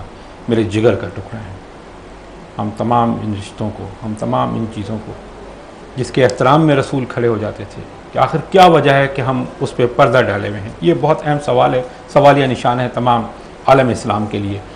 لائنز کھلی ہیں, آپ کال کر سکتے ہیں, شرکت کر سکتے ہیں اس پروگرام میں. ڈاکٹر صاحب, یہ آپ نے جہاں سے یہ بات ہم نے اس کی ابتدا کی ہے, اس کے گہرے اثرات کربلا میں نظر آئے. اور اس علی کی بیٹی جب کوفہ جاتی ہے تو دربار ابن زیاد میں جو ان کا خطبہ ہے, اور جس شجاعت سے انہوں نے اس کاروان حریت کو جو ہے آگے لیڈ کیا ہے, اور جس انداز سے انہوں نے مقابلہ کیا ہے تمام حالات کا. میں خاص طور پہ آپ کی توجہ دلاؤں گا کہ جب بی بی شام میں داخل ہوتی ہیں, شام کا ایک عجیب منظر ہے, شام کے لوگوں کا ایک عجیب رویہ ہے, یزید کا وہاں دربار ہے, تخت ہے وہاں پہ, طاقت ہے اس کی. کس طرح سے انہوں نے ریئیکٹ کیا ہے؟ آپ دیکھیں نا, جتنی یہ سیرت کے نمونے ہیں, جناب سیدہ کی پاک سیرت اگر جو ہے نا صحیح معنوں میں جلوہ گر اگر نظر آتی ہے تو دیکھیں جن کا جو ہے نا وہ سیرت نہ فقط جو ہے نا وہ اہل نسواں کے لیے, خواتین کے لیے مظہر راہ ہے یا نمونہ عمل ہے یا اسوہ کامل ہے, بلکہ تمام جو ہیں وہ بشریت کے لیے جو ہے نمونہ کامل ہے. اور انہی کے یعنی مصائب برداشت کیے, مشکلات برداشت کی. اللہ والے جو مصائب اور مشکلات برداشت کرتے ہیں اس لیے نہیں ہوتا ہے, وہ ہمیشہ ہدایت کیا کرتے ہیں. اگر کوئی مصائب آ جاتے ہیں تو ہدایت کا دامن نہیں, ہمیشہ ہدایت کرتے رہتے ہیں. اللہ کی طرف سے جو ہدایت کرنے والے نمائندے ہوتے ہیں ان کے لیے کوئی چیز نہیں ہوتی ہے. کوئی اتنی مصیبتیں آ رہی ہیں, اتنی مشکلات آ رہی ہیں, کوئی پتھر مار رہا ہے, کوئی الزام لگا رہا ہے, کوئی دوسری قسم کی صعوبتیں جو ہے نا وہ پہنچا رہا ہے, مثلا جو ہے نا وہ کوئی جلا رہا ہے, یہ ساری چیزیں ان کے لیے مہم نہیں ہوا کرتی. ان کے لیے مہم کیا ہوتا ہے؟ راہ خدا میں بشریت کی ہدایت مہم ہوتی ہے. آپ نے یہ دیکھیں کہ اتنے ایک کویسچن مارک جو ہے نا خود کربلا کے سلسلے میں بھی پیش آتا ہے. اور یہ کاروان حریت, کاروان شہادت عظمیٰ, اس سلسلے میں جب آپ دیکھتے ہیں کہ ایک کویسچن انسان کے ذہن میں آتا ہے, اتنی مصیبتیں برداشت کی, اتنے مصائب کو جھیلا, کس کے لیے, کیا وجہ ہے؟ تو اس کا جواب کیا ہے؟ اس کا جواب یہ ہے کہ راہ توحید, مرکز توحید, راہ ولایت, راہ امامت, راہ عصمت, راہ رسالت کو محفوظ رکھنے کے لیے. اقبال نے بھی خوب کہا نا کہ بہر حق در خاک و خون غلطیدہ است, پس بناء لا الہ گردیدہ است, نقش الا اللہ در صحرا نوشت. بہت بڑی بات ہے. تو یہ ہے کہ اتنی مصیبتیں, بس دو چیزوں کے جو ہے نا وہ یہ کہوں گا, وحی الہی کو زندہ کیا, رسالت کے مرکز کو محفوظ کیا, اسلام کے استحکام دین اور تدین کیا. اور کربلا کیا ہے؟ سراپا مظاہرہ عبودیت ہے, مظاہرہ عبودیت ہے کہ جس کے رشتوں میں دیکھیں تو نماز سر اول آتی ہے. یعنی جو نماز کو بھول گیا کربلا کو بھول گیا ہے, جو حجاب کو بھول گیا ہے وہ شام کو بھول گیا ہے. یہ دونوں بہت بڑے میسج جو ہیں کربلا والوں نے دیے ہیں. راہ عبودیت میں, راہ بندگی میں, راہ دین اور تدین میں اگر کوئی مصیبتیں آ جائیں تو اسے برداشت کرو, کلمہ توحید کو ہمیشہ بلند و بالا رکھو. اور نماز یاد حسین ہے, حجاب یاد زینب عاریہ ہے. اور اسی وجہ سے آپ دیکھیں کہ بڑی چیزیں بیوی نے جتنے مصائب چھیلے نا, یہ نہیں کہا کہ خدا ہے تو مجھے موت دے دی. 10ویں محرم آئی, یہ نہیں کہا مجھے یا اللہ تو مجھے موت دے دے. 11ویں گزری, شام کا یعنی آپ دیکھیں کہ کوفہ کے دربار گزرا, بازار گزرا, سفر کی صعوبتیں گزری, سفر کی پریشانیاں گزری مختلف حساب سے. لیکن جس موڑ پہ آج ہم جس گفتگو کی طرف لے کے جا رہے ہیں وہ یہ ہے کہ ایک دفعہ جب باب الساعات آتا ہے, جہاں پہ شرابیوں کا مجمع ہے, جہاں پہ جو ہے مختلف قسم کے جو ہے نا وہ شور ہو رہا ہے, یہ کہا جا رہا ہے کہ دیکھو آ جاؤ قیدیوں کا تماشا دیکھو, وہاں پہ جب اس ہجوم میں دیکھا نا ایک دفعہ بیوی نے جو ہے نا وہ زمین پہ بیٹھ گئی, زمین پہ بیٹھی اور ایک دفعہ یہ کہا, ہاں چہرہ اقدس حسین ابن علی کی طرف دیکھ کر کہا, حسین تیرا جہاد اور ہے, اب زینب کا جہاد ہے. جی اس دوران کہتے ہیں کہ جب یہ مجمع تھا، یہ منظر تھا، بیوی نے اس دوران نہیں کہا، بیوی نے اس دوران کہا خدا کہ مجھے موت آ جاتی اس منزل کی طرف، اور جب آنکھیں بند دیکھی نا کہا کہ حسین اب نہیں آنکھیں بند، ان اصحاب الکہف والرقیم کانوا من آیاتنا عجبا. ہاں ایک دفعہ تلاوت شروع ہو گئی.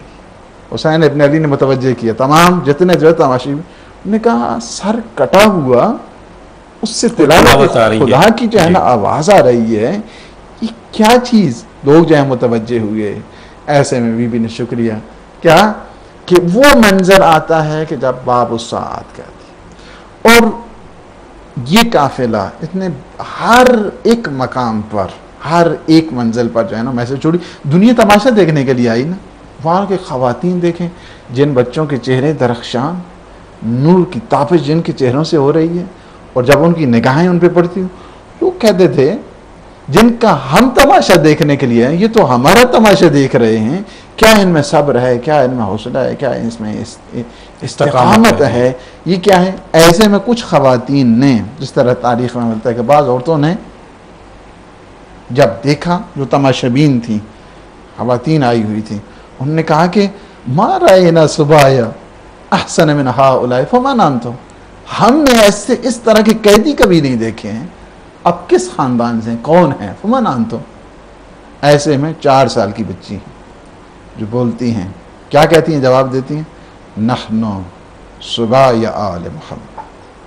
تمہیں خبر ہونی چاہیے ہم کون ہیں. کیا میسج؟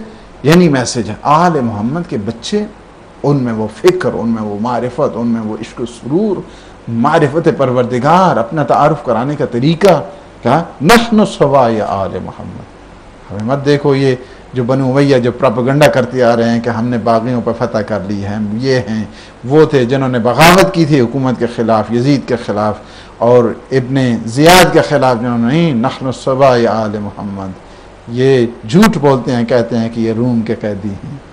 نحن صبایا آل محمد. ہم آل محمد کے قیدی ہیں. ہمیں اگر شمار کریں تو ہم اس نسل سے ہمارا جو ہے اس عصب و نسب سے ہمارا تعلق ہے. تو اس وقت لوگوں کے ذہن کھلے، ضمیر بیدار ہوئے کہ آخر کیا وجہ ہے کہ جو اس انداز کے ساتھ اپنا تعارف، جو تماشا دیکھنے والے وہ خود حیران پریشان ہیں. کیا ہے؟ حق پہ جو گواہ کرتے ہیں ان کے ہمیشہ صدق و صداقت ان کے چہروں سے، ان کے کردار سے، ان کی جھلک رہی ہوتی ہے، چھلک رہی ہوتی ہے کہ جس کی وجہ سے ایک چیز کہ جس سے لوگ متوجہ ہوئے. دوسرا یہ آتا کہ یہ روایت حضرت امام صادق علیہ السلام سے کہتے ہیں ابراہیم بن طلحہ بن عبداللہ نے طنزاً کہا. جب بازار میں دیکھا نا تو طنزاً امام سجاد علیہ السلام کے قریب آ کر کہتا ہے کہ من غلب، کس نے غلبہ حاصل کیا ہے، کس نے فتح حاصل کی ہے، کس نے نصرت حاصل کی ہے، کسے کامیابی حاصل ہوئی ہے.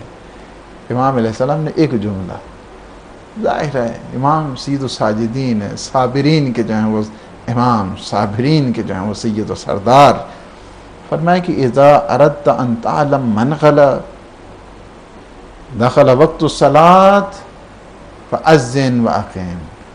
جب تم یہ چاہو نا، یہ تم چاہو کہ کس نے فتح حاصل کی ہے، کون فتح و کامیابی اور نصرت جس نے حاصل کی ہے، وکٹوریس کون ہے، تو پھر جب اذان دینا اور اقامت کہنا، اس وقت تمہیں خود پتہ چل جائے گا کہ کس نے فتح حاصل کی ہے، کس نے فتح مندی حاصل کی ہے، کس نے نصرت حاصل کی ہے، کس نے کامیابی حاصل کی ہے، وکٹری کس کی ہے، تمہیں خود پتہ چل جائے. جب کہو گے نا اشہد ان محمد رسول اللہ، جب یہ کہو گے تو ہمیں پتہ چل جائے گا کہ نام مصطفیٰ اب بھی باقی ہے، نام توحید اب بھی باقی ہے، نام ولایت اب بھی باقی ہے.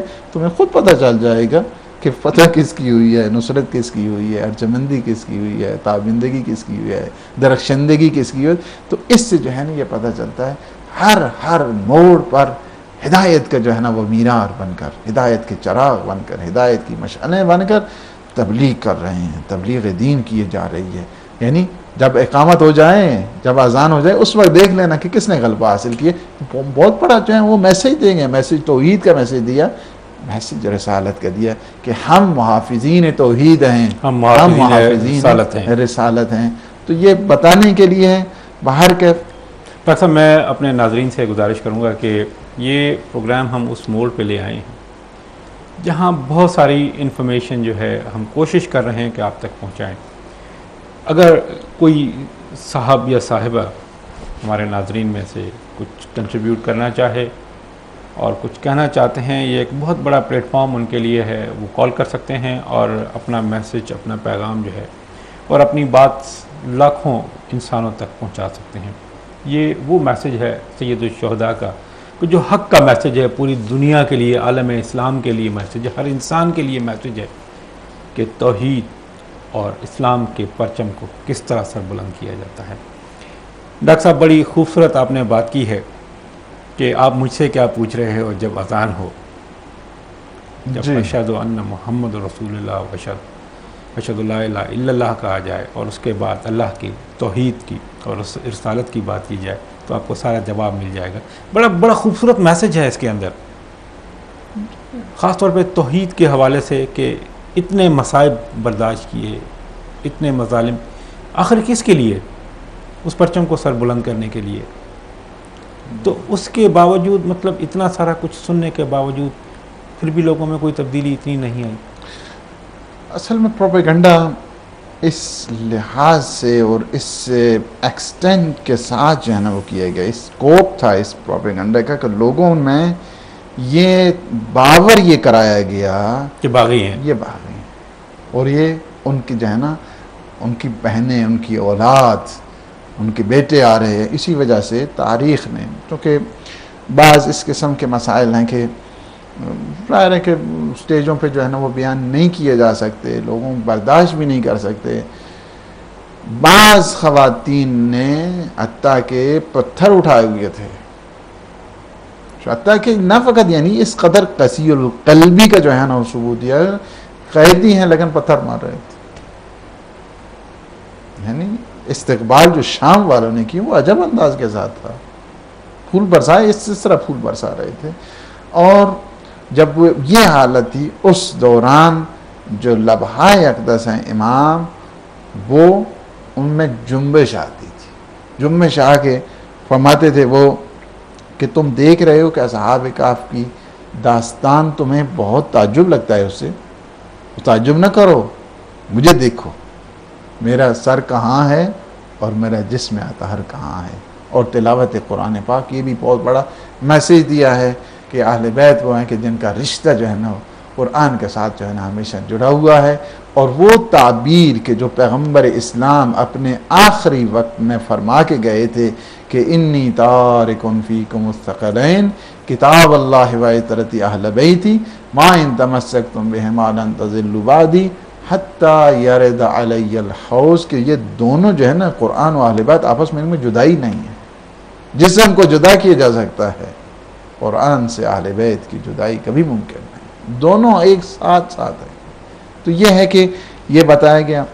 بازار کی کیفیت، اس میں عبور کی کیفیت بھی تاریخوں نے بتائے کہ کس طرح ہجوم تھا، کس طرح انہوں نے بازاروں کو سجایا ہوا تھا، کتنے جو ہیں حتیٰ کہ جو تماشبین تھے، مختلف قسم کے جو افراد تھے، دف بجانے والے، بانجے، اور وہ سارے کے سارے جو ہے نا وہ منشن کے 5000 سے آتے. کہیں تاریخ میں یہ ملتا ہے کہ اس قافلے میں جو لوگ شریک تھے، یہ جسے ہم کاروان حریت کہتے ہیں، اس کتنے لوگوں پہ مشتمل تھا یہ قافلہ؟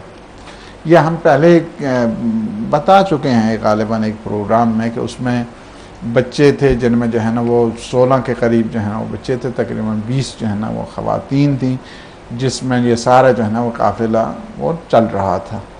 تو ظاہر ہے کہ ایک بہت بڑا جو ہے نا وہ ہجوم بن جاتا ہے، لیکن قافلے کی جو کیفیت ہے وہ مختلف لکھی گئی. سب سے پہلے یہ سہل ابن سعد کی جو ہے وہ روایت ہے. سہل ابن سعد صحابی رسول، بہت ساری حدیثیں انہوں نے پیغمبر اسلام سے سنی، کافی ضعیف ہو چکے تھے. حج کے بعد یہ چلے گئے تھے فلسطین، بیت المقدس، مسجد اقصی. وہاں سے واپس جب آئے تو انہوں نے عجب شان کا جو ہے نا ایک رونق دیکھی، چہل پہل دیکھی، دیکھا کہ پردے جو ہیں آویزاں ہیں، ہر طرف سے سجاوٹ ہو رہی ہے، آرائش و زیبائش ہے. تو یہ تھوڑے ضعیف تھے، نڈھال تھے، پریشان ہو گئے کہ شاید آج کو شام میں کوئی تہوار ہے جس کی مجھے خبر نہیں. پریشان تھے، اسی حالت میں سوچ رہے تھے. تو اس میں 2-3 آدمیوں کو دیکھا کہ وہ آپس میں کچھ سرگوشی کر رہے ہیں. پھر ان کے قریب گئے، سے جا کے پوچھا کہ کیا خبر ہے، کیا وجہ ہے، آج یہ کوئی نئی کوئی عید ہے، کوئی تہوار ہے، کوئی جشن ہے، کوئی سیلیبریشن ہے، کیا چیز ہے آج اس طرح بازار کو سجایا گیا ہے؟ کہا کہ پتہ چلتے ہیں کہ آپ اجنبی ہیں یا آپ بادیہ نشین ہیں. کافی عرصے کے بعد آپ آ رہے ہیں. ہم نے کہا تمہیں خبر نہیں ہے میں صحابی رسول ہوں، the companion of prophet. میں نے کافی حدیثیں پیغمبر اسلام سے سنی، کافی حدیثیں سنی. میں جب سنا کہ صحابی رسول ہیں متوجہ ہو گئے. ایک دفعہ کہا کہ مجھے یہ بتاؤ کہ آج کون سا جشن ہے، کون سا تہوار ہے، کون سی سیلیبریشن آپ لوگ کر رہے ہیں اس طرح جو ہے نا بازار کو. انہوں نے کہا کہ کاش جو ہیں آسمان سے خون کی بارش ہو. آسمان سے خون کی بارش کیوں نہیں ہوتی؟ اور زمین اپنے اہل کے ساتھ پانی میں کیوں نہیں دھنس جاتی؟ کہا کیا خبر ہے، کوئی خاص واقع ہوا؟ آپ کو نہیں پتا عراق سے حسین ابن علی نواسے رسول فرزند زہرا کا سر آج شام میں لایا جا رہا ہے اور ان کے عزیز و اقارب کو قیدی بنا کے لے جا رہا ہے. نے کہا امام حسین اور ان کا سر اور شام میں اس طرح جشن. نواسہ رسول حیران پریشان، اس طرح ضعیف سے ویسے تھے، بہت نڈھال ہو گئے وہیں پہ. ایک دفعہ کہتے ہیں کہ جب دیکھا صحابی رسول نے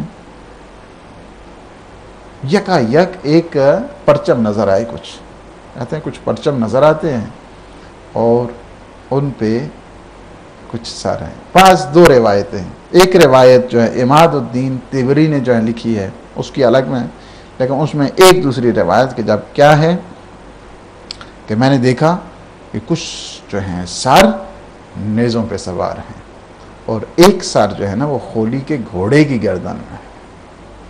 تو میں نے کہا خولی تم یہ بتاؤ وہ جو چاند کی طرح چمک دمک رہا ہے وہ اس کا سر ہے. میں نے کہا مجھے رکنے کی اجازت ہے، مجھے رکنے کی اجازت. چلتے جاتے عماد الدین تیبری جو ہے نا کامل بہائی اس میں سعد ابن سعد کی زبانی اس واقعے کو دوسرے انسان کے منظر کشی کرتے ہیں کہ کیا ہوا ہے. انہوں نے کہا کہ میں نے کئی سروں کو نوک نیزہ پہ دیکھا. سب سے آگے دوسری روایت میں یہ کہ سب سے آگے حضرت عباس ابن علی کا سر تھا اور ان کے پیچھے امام حسین کا سر اقدس، اور ان کے پیچھے کیا تھے؟ اسیران آل محمد. حضرت عباس کا سر اقدس چاند کی طرح مہر ماہ چمک دمک رہا ہے. امام حسین کے سر اقدس سے وہ ہیبت، وہ جلال ٹپک رہا ہے کہ ریش مبارک سے جو ہے نا بڑھاپے کے آثار نمودار تھے. کون کہہ رہے ہیں؟ صحابی رسول سہل ابن سعد. کافی ضعیف، کافی نڈال، کافی پریشان. یہ کیفیت وہ بیان کر رہے ہیں کہ جنہوں نے ایک پریشانی ہے ورتے حیرت میں پڑھ کے کہا کہ ان کی نقشہ دیکھیں تصویر کشی کے انداز کے ساتھ. کہا کہ ان کی ریش مبارک سے آثار پتہ چل رہے تھے بڑھاپے کے. چہرے اقدس آسمان کی طرح جو ہے نا وہ تبسم کر رہا تھا. یہ امام حسین. ان کے پیچھے بے کجاوا اونٹوں پر خواتین تھی. پہلے اونٹ پہ ایک بچی تھی جن کے قریب جا کر میں نے پوچھا کہ آپ کون ہیں؟ من انت، آپ کون ہیں؟ تو کہا انا سکینہ بنت الحسین، میں سکینہ ہوں حسین ابن علی کی بیٹی. میں نے کہا کہ میں سہل ابن سعد ہوں، صحابی رسول ہوں. میں نے آپ کے جد سے بہت حدیثیں سنی ہیں، بہت زیادہ حدیثیں سنی ہیں. میرے لائق کی خدمت قار لائقہ ہو تو مجھے کہا کہ جو یہ قریب ہے نا میرے بابا کا سر، انہیں کہہ دیں کہ تھوڑا دور چلے جائیں تاکہ لوگ کیا کریں؟ سروں کو دیکھیں، نبی زادیوں کو نہ دیکھیں. کہا کہ میرے پاس 4000 درہم تھے. میں نے سر والے کے پاس کہ میں نے کہا کہ سروں کو تھوڑا سا آگے آپ لے جائیں. آگے انہوں فوراً جو ہے نا ہجوم اس طرف سروں کی طرف جو پلٹا. امام زین العابدین نے صحابی رسول کے لیے دعائے خیر کی کہ آپ نے کتنا اچھا قدم کیا، کتنا اچھا اقدام کیا. اس کے بعد روایات کہ وہ چادریں لے کر آئے، چادریں انہوں نے دیں نبی زادیوں کو، جبکہ چادروں کو نیزوں کی انیوں سے جو ہے نا پھر اٹھا دیا گیا. تو یہ ہے کہ ریاکشن جو ہے نا، ریاکشن نصرانیوں کا ہوا، ریاکشن جو وہاں پہ نان مسلم کمیونٹی تھی اس کا ہوا، ریاکشن جو ہے نا خود آپ نے ایک بڑی اہم بات کی ہے کہ نان مسلم کمیونٹی کا ریاکشن ہوا. جو مسلمان تھے ان کی طرف سے کوئی ریاکشن نہیں تھا. مسلمانوں کی طرف سے بھی ہوا ہے، لیکن یہ ہے کہ چونکہ وہ پروپیگنڈا نصرانیوں کی بات کی ہے، غیر مسلموں کی بات کی ہے، انہوں نے بہت جو تاریخ لکھتی ہے کہ مطلب جو اہم کردار ادا کیا ہے. تو ہم جو کلمہ گو تھے، جو رسول پہ کلمہ پڑھنے والے تھے، توحید کا نعرہ بلند کرنے والے تھے، ہم لوگ خاموش تھے اس جگہ پہ. مسلمان زیادہ تر شام کے لوگ بالخصوص پروپیگنڈے کا شکار تھے. ایک عرصہ تک پروپیگنڈا وہ رہا، اور ایک عرصہ تک اتنا پروپیگنڈا رہا، میں کہوں گا کہ اسلام کے خلاف، دین کے خلاف، قرآن کے خلاف اتنا پروپیگنڈا تھا. شام کے لوگ، آپ چھوڑیں کربلا تو بعد میں ہوئی ہے نا، امیر المومنین کے بارے میں امیر المومنین کو جب مسجد میں ضرب لگتی ہے تو شام والے جو ہیں کوفہ میں، تو شام والے لوگ کہتے تھے کہ علی کا مسجد میں کیا کام تھا، مگر علی نماز پڑھتے تھے. یعنی آپ دیکھیں کہ کس جو ہے نا انداز کے ساتھ اہل بیت کے خلاف پروپیگنڈا ہو رہا ہے. کہنے کہ علی کا کام مسجد میں کیا تھا، علی نماز پڑھا کرتے تھے، جو ساری رات عبادت کرے، جو 1000 رکعت ہر روز پڑھے، جو ستانوں کو آخری دفعہ گواہ بنا کر کہے کہ جب تم ابھرے ہوئے ہو اور علی سوئے ہوئے تم نے کبھی نہیں دیکھا ہے، جو جس کی عبادتوں کا وہ معیار. شام والے اس پروپیگنڈے میں اتنے شکار تھے. حتیٰ میں ابھی اسی شام کے جو ہے نا بازار میں ایک شامی آتا ہے، بوڑھا شخص ہے، کافی ضعیف ہے، نحیف ہے، قافلے کے قریب آ کر جہاں پہ مخدرات عصمت اتارا، چونکہ حقائق حال سے یہ واقف نہیں تھا، اس کے قریب آ کے بنو امیہ کے جو کہ مذموم پروپیگنڈے میں وہ شریک تھا، مخدرات عصمت و طہارت کے اس قافلے کے قریب آ کر جو ہے وہ کیا کہتے ہیں، الحمدللہ الذی قتلکم واہلکم واہلککم واراح الولاد عن رجالکم وامکن امیر المومنین. قدس خدا کا شکر ہے کہ جس نے تمہیں اور تمہارے اہل و عیال کو قتل کیا. آپ دیکھیں یعنی کتنا اسکوپ دیکھیں اس پروپیگنڈے کا، اور لوگوں کو تمہارے مردوں کے شر سے محفوظ رکھا. یعنی کہ اس طرح کا پروپیگنڈا جو ہے وہ کیا. اور امیر یعنی یزید کو تم پر فتح جو ہے نصرت حاصل. کہتے ہیں کہ یہ پیر مرد تھے، بوڑھے تھے، ان کی یہ جسارت. امام سجاد ہے نا، صابروں کو امام ہے جی، صابروں کے سید و سردار ہیں. نہایت صبر، نہایت تحمل، نہایت متانت کے ساتھ، چونکہ آستانہ اب اہل بیت پہ آیا ہوا ہے، اس کی ہدایت کرتے ہیں. کیا فرماتے ہیں کہ ان سے مخاطب ہو کر چند آیتیں پڑھی. فرماتے ہیں کہ آپ نے کیا اس آیت کو پڑھا ہے، قُلْ لَا أَسْأَلُكُمْ عَلَيْهِ أَجْرًا إِلَّا الْمَوَدَّةَ فِي الْقُرْبَى. جی سورہ شورى کی جو ہے آیت نمبر 23. کیا آپ نے اس آیت کو پڑھا ہے، آیت مودت کو، کہ میرے حبیب نے کہہ دیجئے میں تم سے کوئی اجر رسالت نہیں مانگتا مگر یہ کہ میرے اہل بیت کے ساتھ تم مودت رکھو. کیا اس آیت کو پڑھا؟ کہا پڑھا ہے، کیوں نہیں، یہ تو میرے رسول کی اہل بیت کی شان میں نازل ہوئی ہے. کہا اچھا ٹھیک ہے. کہا کہ وہ دوسری آیت وَآتِ ذَا الْقُرْبَى وَآتِ ذَا الْقُرْبَى حَقَّهُ وَالْمَسَاكِينَ وَابْنَ السَّبِيلِ. یا یہ آیت سورہ روم کی پڑھی ہے؟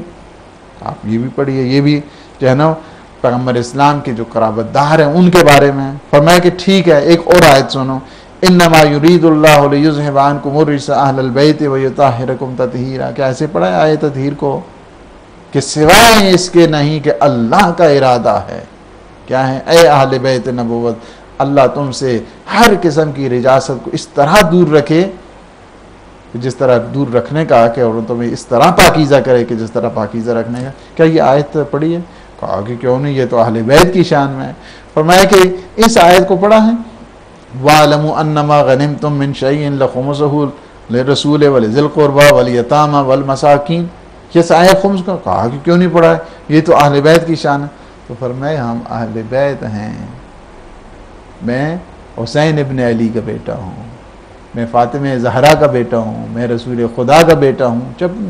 جب یہ سنا اتنا کہتے ہیں کہ پریشان ہو گیا وہ بوڑھا شخص. اس طرح جو ہے نا عرق انفعال، اس طرح شرمندہ ہوتا ہے. اور یہ آیتیں سن کر اس کے معنی مسادی کو چونکہ پہچان نہیں پائے، ایک دفعہ اپنے ہاتھوں کو بلند کیا اور کیا کہا، اللہم انی تبت الیک، اللہم انی ابرأ الیک من عدو آل محمد صلوات اللہ علیہم ومن قاتلہم. کہا کہ خدایا میں تیری بارگاہ میں پلٹ کے آتا ہوں، توبہ کرتا ہوں. میرے پروردگار میں آل محمد کے دشمنوں پر تیرا اعلان بیزاری کرتا ہوں، برات کرتا ہوں، تبرہ کرتا ہوں اور ان کے قاتلوں سے نفرت کرتا ہوں. یعنی بوڑھا شخص ہے. دشمنان آل محمد کے جو تھے نا، ان کے غلط پروپیگنڈے نے گمراہ کیا تھا. اس کے بعد کہتے ہیں کہ وہ شخص امام علیہ السلام کے قریب آ کر کہتا ہے کہ یا ابن رسول اللہ حل لی من توبہ، فرزند رسول کیا میں توبہ کروں تو اللہ میری توبہ قبول کر لے گا؟ میں نے بہت بڑی گستاخی کی ہے، بہت بڑی میں نے جسارت کی ہے آپ کے حضور، آپ کے سامنے، آپ کے آستانے میں بہت بڑے میں نے گناہ کیا ہے. کیا حل لی من توبہ، کیا میں اب توبہ کروں تو قبول ہو جائے گی؟ یہ تو سردار ہیں نا، یہ تو سید ہیں، یہ تو صابرین ہیں، ان کے حضور یہ تو اللہ کی شان کریمی کو جو ہے نا وہ اس کو بکھیرنے والے ہیں. ایک دفعہ کہا کہ ان تبت تاب اللہ علیہ، یہ شان کریمی کا ہے. یعنی اگر تم توبہ کرو اللہ تمہاری توبہ قبول کرے گا. فقط توبہ نہیں، شان کریمی سے نوازا بھی کیا ہے، وَأَنْتَ مَعَنَا، انشاءاللہ تم قیامت کے دن میں ہمارے ساتھ ہو، ہم تمہاری شفاعت کریں گے. کیا ہے؟ کہتے ہیں کہ فوراً اس نے دست دعا بلند کی ہے، خدا تو میری توبہ کو قبول فرما. تو یہ ہے کہ یہ بھی بتانے کے لیے کہ قرآن فقط قرآن خوانی اسلام نہیں چاہتا ہے. قرآن پڑھتا جائے پڑھتا جائے پڑھتا جائے، سمجھنے کی بھی ضرورت ہے اس کو سمجھنے کی ضرورت. قرآن فہمی بہت ضروری ہے. قرآن مسلمانوں کا کام فقط قرآن خوانی تک محدود نہیں ہونا چاہیے، بلکہ قرآن فہمی کی منزل پر آنا چاہیے اور تلاوت جو ہے نا عشق اور آگاہی سے کرنی چاہیے. قرآن کا پڑھنا بھی مطلب جس طرح آپ نے کہا قرآن خوانی، اس کا بھی اپنی جگہ پہ ایک ثواب ہے. ثواب ضرور ہے اس میں، یہ ہم یہ نہیں کہہ رہے ہیں کہ لیکن سمجھنا بہت ضروری ہے. اصل میں قرآن خوانی کا مطلب قرآن خوانی مقدمہ بنتی ہے. جی قرآن خوانی مقدمہ بنتی ہے قرآن فہمی کے لیے. تو اس لیے ہے کہ یعنی اسی وجہ سے اقبال نے کیا خوب کہا، انہوں نے کہا کہ تیرے ضمیر پہ جب تک نہ ہو نزول قرآن، گرا گشا ہے نہ راضی نہ صاحب کشاف. جب تک انسان کے ضمیر اور وجدان پر اس قرآن کا نزول نہیں ہوتا اس وقت تک گرا نہیں کھلتی ہیں. حقیقت سے حال سے انسان غافل رہا کرتا ہے. حقیقت حال تب انسان کے سمجھ میں آتی ہے کہ جب یہ سمجھے کہ میرے اوپر جو ہے نا یہ قرآن کی آیتیں اثر کر رہی ہیں، نازل ہو رہی ہیں. تو یعنی کیا ہے مطلب کہ بنو امیہ کے متعدد جو پروپیگنڈا تھا اس کے اثرات عموم جو ان جنرل پبلک جو ہیں اس میں بہت زیادہ تھے، اور اسی وجہ سے انہوں نے اکٹھا کیا تھا کہ ہم نے نعوذ باللہ باغیوں کے خلاف جو ہے نا قدم اٹھایا تھا. دوسرا یہ ہے کہ ڈاکٹر صاحب ایک چیز جو میں بڑی اہم اس میں آپ نے بات کی کہ بنو امیہ کا رول اگر آپ دیکھیں شروع سے لے کے اعلان نبوت سے لے کے اور یہ واقعہ جو کربلا کا پیش آتا ہے یا اس کے بعد یہ قافلہ جو ہے شام تک پہنچتا ہے، شام میں ان کا جو کردار، یہ ہر دور میں ان کی ایک جھلک نظر آئی ہے کہ جہاں یہ مخالفت میں رہے ہیں رسول کے اور آل رسول کے. وہ چاہے کربلا ہو، چاہے کوفہ ہو، چاہے مدینہ ہو، چاہے شام کا دربار ہو، یا اس کے درمیان میں جتنے بھی مواقع آئے ہیں بہت ساری جنگوں میں آپ دیکھیں تو اس کا جو ہے وہ بالکل اپوزٹ رول ایک نظر آ رہا ہے. یہ بالکل صحیح آپ نے بات کی ہے. بلکہ خود یزید نے بھی جو اپنا اظہار مسرت کرتے ہوئے، ابھی ہم بات آئے گی اس پہ، کہ یزید نے دربار میں جو یہ وہ کلمات کہے تھے کہ ہمارے وہ بدر والے اٹھ کے آتے تو خوشی سے اچھل پڑتے کہ یزید تو نے کیا کیا ہے، کیا کارنامہ تو نے انجام دیا. اس پہ ابھی بات آتی ہے. یعنی بنو امیہ کا جو پروپیگنڈا تھا، کربلا کی تاریخ یا اس کے بعد کے جو حالات مسلمانوں کے لیے ایک بہت بڑا چیلنج ہے، بہت بڑا چیلنج ہے. انہوں نے اسلام کو مسخ کرنے کے ہر لیے، قدم پہ نقصان پہنچانے کی کوشش کی ہے. اسلام کے نقوش کو تباہ کرنے کے لیے انہوں نے کوئی دقیقہ جو ہے نا فروگزاش نہیں کیا ہے. اور اس سے بڑھ کر کیا ہو سکتا ہے؟ یعنی تاریخ ہے، اس سے بڑھ کر کیا کہہ سکتی ہے کہ جس رسول کا وہ کلمہ پڑھتے ہیں، جس رسول کو وہ نماز پڑھتے ہیں، جس رسول نے انہیں دین اور انسانیت سکھائی ہے، توحید کا پیغام دیا، جس نے رسول نے جو ہے انہیں توحید کا پیغام دیا، ان کی آل اولاد کے ساتھ جو ہے نا وہ کیا کر رہے ہیں؟ اسلام کی اسی وجہ سے ہے. معصوم فرماتے ہیں کہ بنو امیہ نے اسلام کے نقوش کو اس طرح پیش کیا کہ جس طرح ایک مثلا وہ بالوں والا کوٹ ہوتا ہے نا، اس کا اگر الٹا پہنا جائے تو کیا ہوتا ہے؟ ہر لوگ ہر ایک آدمی ڈرنے لگتا ہے. یہی ہے، انہوں نے اسلام کو جو مظاہرہ اس انداز کے ساتھ کیا کہ سارے لوگ اسلام سے خوف زدہ ہو کر جو وہ ڈرتے ہیں. اور یہی چیز ہے کہ ایک اسلام بنو امیہ کا ہے اور ایک اسلام جو ہے نا وہ اہل بیت کا ہے. اہل بیت اور آل رسول کے جو اسلام ہے اس کو دیکھنے کی ضرورت ہے. اور ایک اسلام وہ ہے کہ جس پر لبادہ اسلام کا تھا، وہ ایک قسم کا جو ہے نا وہ انہوں نے. ڈاکٹر صاحب ایک چیز بڑی اہم ہے، آپ نے جیسے پروگرام کی ابتدا میں ایک بڑی بات کی تھی کہ یہ وہ خاندان ہے، یہ وہ افراد ہیں جو آل رسول ہیں، جن کی پرورش فاطمہ نے کی، جن کی پرورش رسول خدا نے کی، جن کی پرورش شیر خدا نے کی. یہ ان کا ایک جو ہے نا وہ ایک مظہر نظر آ رہا ہے. تو دوسری طرف اگر آپ یزید کو دیکھیں، اس کی بھی تو کسی نے تربیت کی. میں اس کے یقیناً ہم بات کریں گے اپنے اگلے پروگرام میں کہ اس کی تربیت کس انداز میں ہوئی. مطلب دو ایک تقابل ہے، تقابلی جائزہ لیا جا رہا ہے کیونکہ ٹائم کی کمی ہے. یقیناً ناظرین کرام یہ ایک بہت اہم موڑ پہ ہم آ گئے ہیں اور کوشش ہماری یہ ہوگی کہ اس پہ بات کی جائے کہ تربیت کے کیا اثرات ہوتے ہیں. ظاہر ہے کربلا صرف ایک شہادت نہیں ہے، اس میں بہت بڑا درس بھی ہے. یہ قافلہ جو قافلہ حریت ہے، کاروان حریت ہے، یہ صرف کاروان حریت نہیں، یہ بہت پیچھے درس دیے جا رہا ہے. ڈاکٹر صاحب میں آپ کا شکریہ ادا کروں گا، ٹائم کی کمی ہے، انشاءاللہ اگلے پروگرام میں ہم بات کریں گے اور یہیں سے بات کو آگے بڑھائیں گے. آپ کا بہت بہت شکریہ. ناظرین کرام، بات حق کی ہو، بات سچ کی ہو تو کربلا یاد آتا ہے. کوشش یہ ہونی چاہیے کہ جب بھی کہیں حق کا اور سچ کا پرچم کوئی لے کے آگے چلے تو اس کا ساتھ دیں، چاہے اس میں اپنی جان ہی کیوں نہ چلی جائے. انہی کلمات کے ساتھ اپنے میزبان رضا چنا کو اجازت دیجیے گا. اللہ حافظ.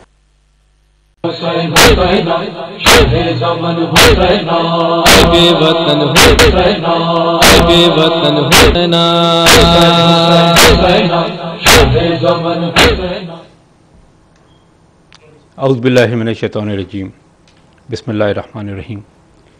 معزز ناظرین اکرام، پروگرام کربلا کے بعد میں اپنے میزبان رضا چنا کا سلام قبول کیجیے گا. بڑا اہم موضوع، کربلا کے بعد آل رسول کو کن مصائب کا سامنا کرنا پڑا، کس طرح قید کر کے ان کو کوفہ اور کوفہ سے شام اور شام کا زندان، یزید کا دربار. بہت سارے موضوعات ہیں، بہت سارے سوالات ہیں، بہت ساری باتیں ہیں. تاریخ کے وہ اوراق کہ جو ہماری نظروں سے بہت سارے ہمارے ناظرین جو ہمارے سامعین اس وقت پروگرام دیکھ رہے ہیں، سن رہے ہیں، یقیناً ان کی نظر سے بھی اوجھل ہوں گے.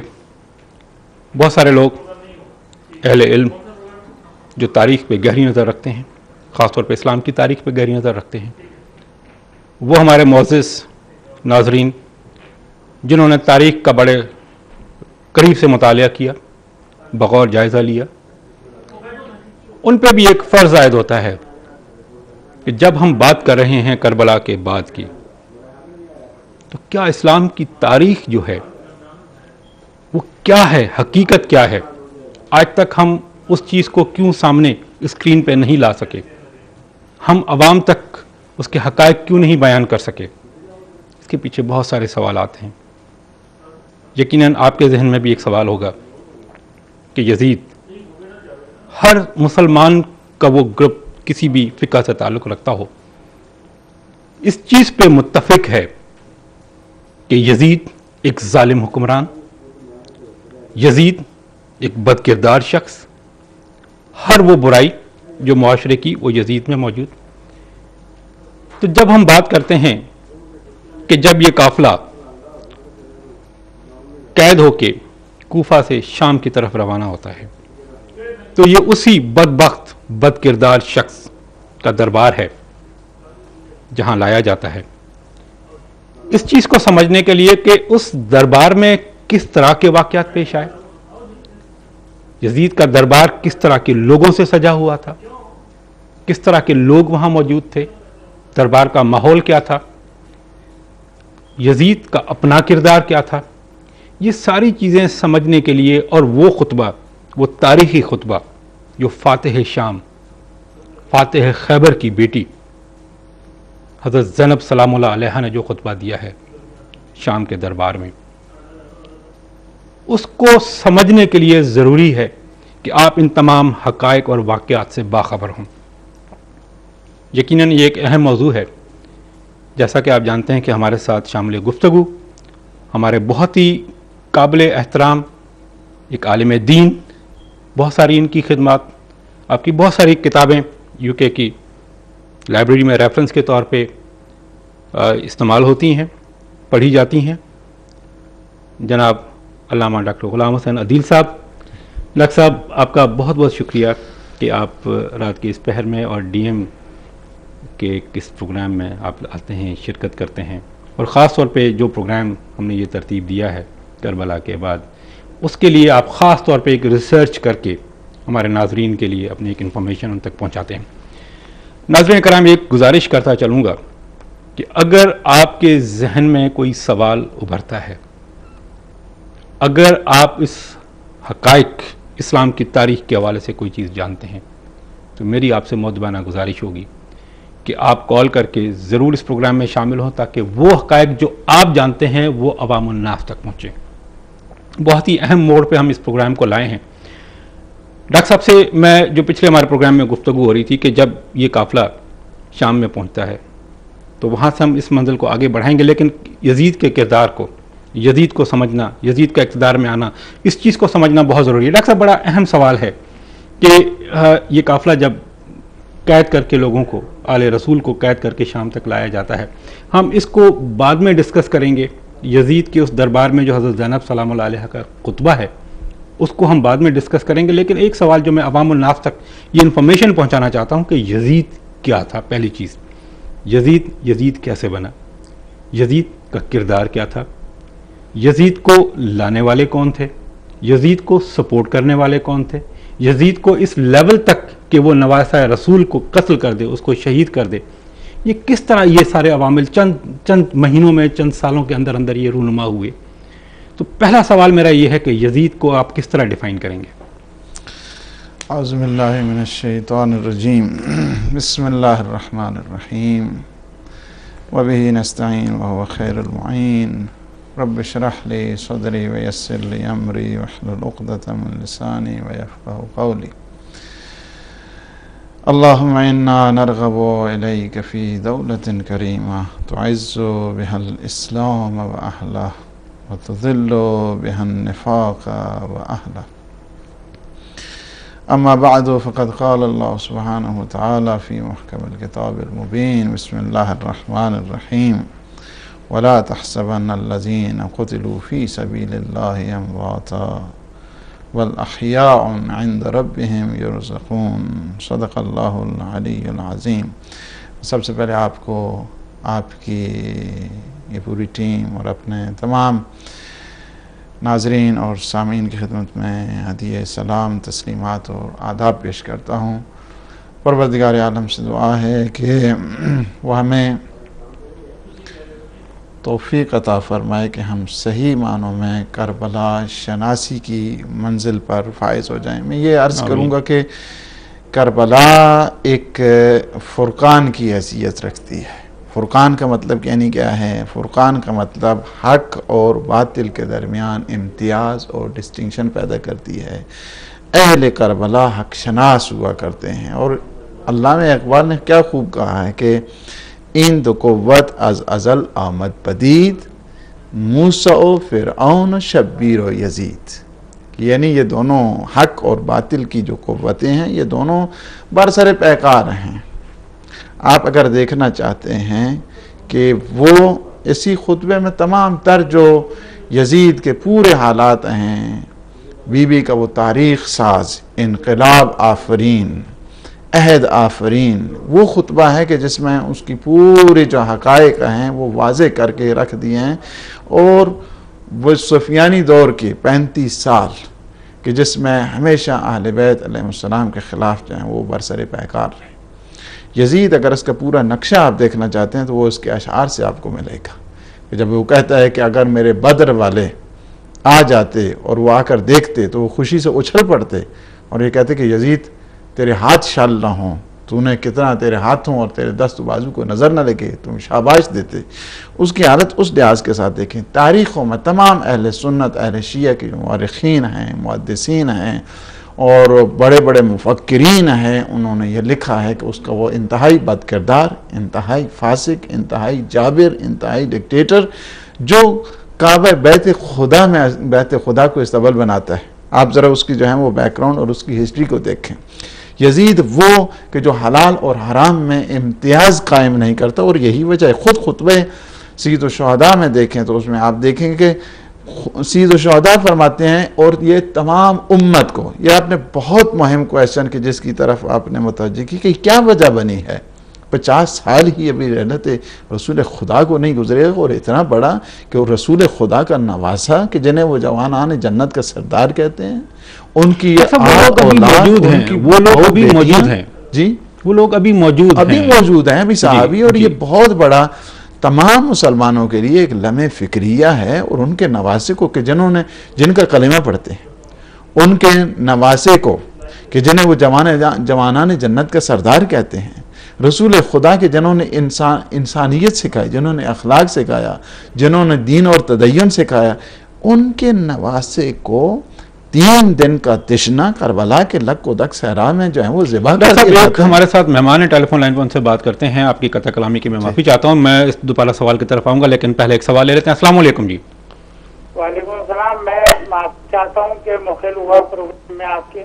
جی محترم، سب سے پہلے تو میں گزارش کروں گا آپ اگر اپنا نام بتا دیں۔ حسن کاظمی ہے اور میں لندن سے بات کر رہا ہوں۔ حسن کاظمی صاحب، سب سے پہلے تو ہم کو خوش آمدید کہتے ہیں آپ کو کہ آپ نے کال کیا اور آپ نے اس پروگرام میں شرکت کی۔ جی آپ کیا فرمائیں گے؟ جی میں گزارشات تھی جی پہلی سے یہ ہے کہ جس واقعے کی طرف جیسا کہ آپ نے اس پروگرام کی ابتدا میں کہا اور قبلہ مولانا صاحب نے فرمایا کہ ازحد ضروری ہے شخصیات کو بھی سمجھ لینا اور اس واقعے کی اہمیت کو۔ مجھے اس بات کی کافی میرا یہ خیال ہے کہ بہت سے ہمارے یہاں اختلاف ہے اس کو سمجھنے کے سلسلے میں، تو بہت ضروری ہے کہ قرآن شریف میں سورہ صافات میں ذکر عظیم کا جو ذکر ہے تو قبلہ مولانا صاحب اس کی تفسیر پہ ضرور روشنی ڈال دیں۔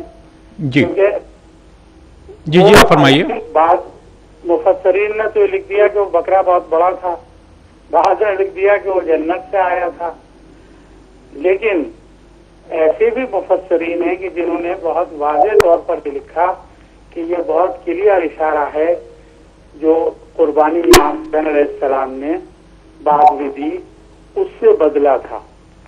تو اس وجہ سے اس کو سمجھنا ضروری ہے تاکہ ہمارے دماغوں سے یہ بات نکل جائے کہ یہ محض ایک تاریخی اور سیاسی واقعہ نہیں تھا، اور اس کو سرسری جیسے ہندوستان میں بظاہر ایک عالم قرآن یہ دعویٰ کر رہے ہیں کہ یہ بالکل ایک سیاسی معاملہ تھا، کوئی اس کو غیر اہم سا واقعہ نہیں، یہ اہم ترین واقعہ تھا جس کا قرآن شریف میں ذکر ہے یہاں پر سورہ صافات غالباً 107 آئے۔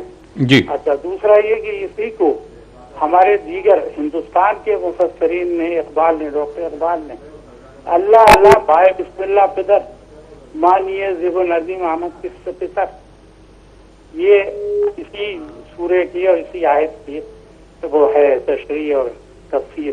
جی جی۔ اس کے بعد اقبال نے اردو کے اپنے کلام میں بھی کہا کہ غریب و سادہ اور رنگین داستان حرم نہایت اس کے حسین جی اسماعیل جی، بہت خوبصورت شعر ہے جی جی، یہ بھی سمجھ کے وہ ہیں۔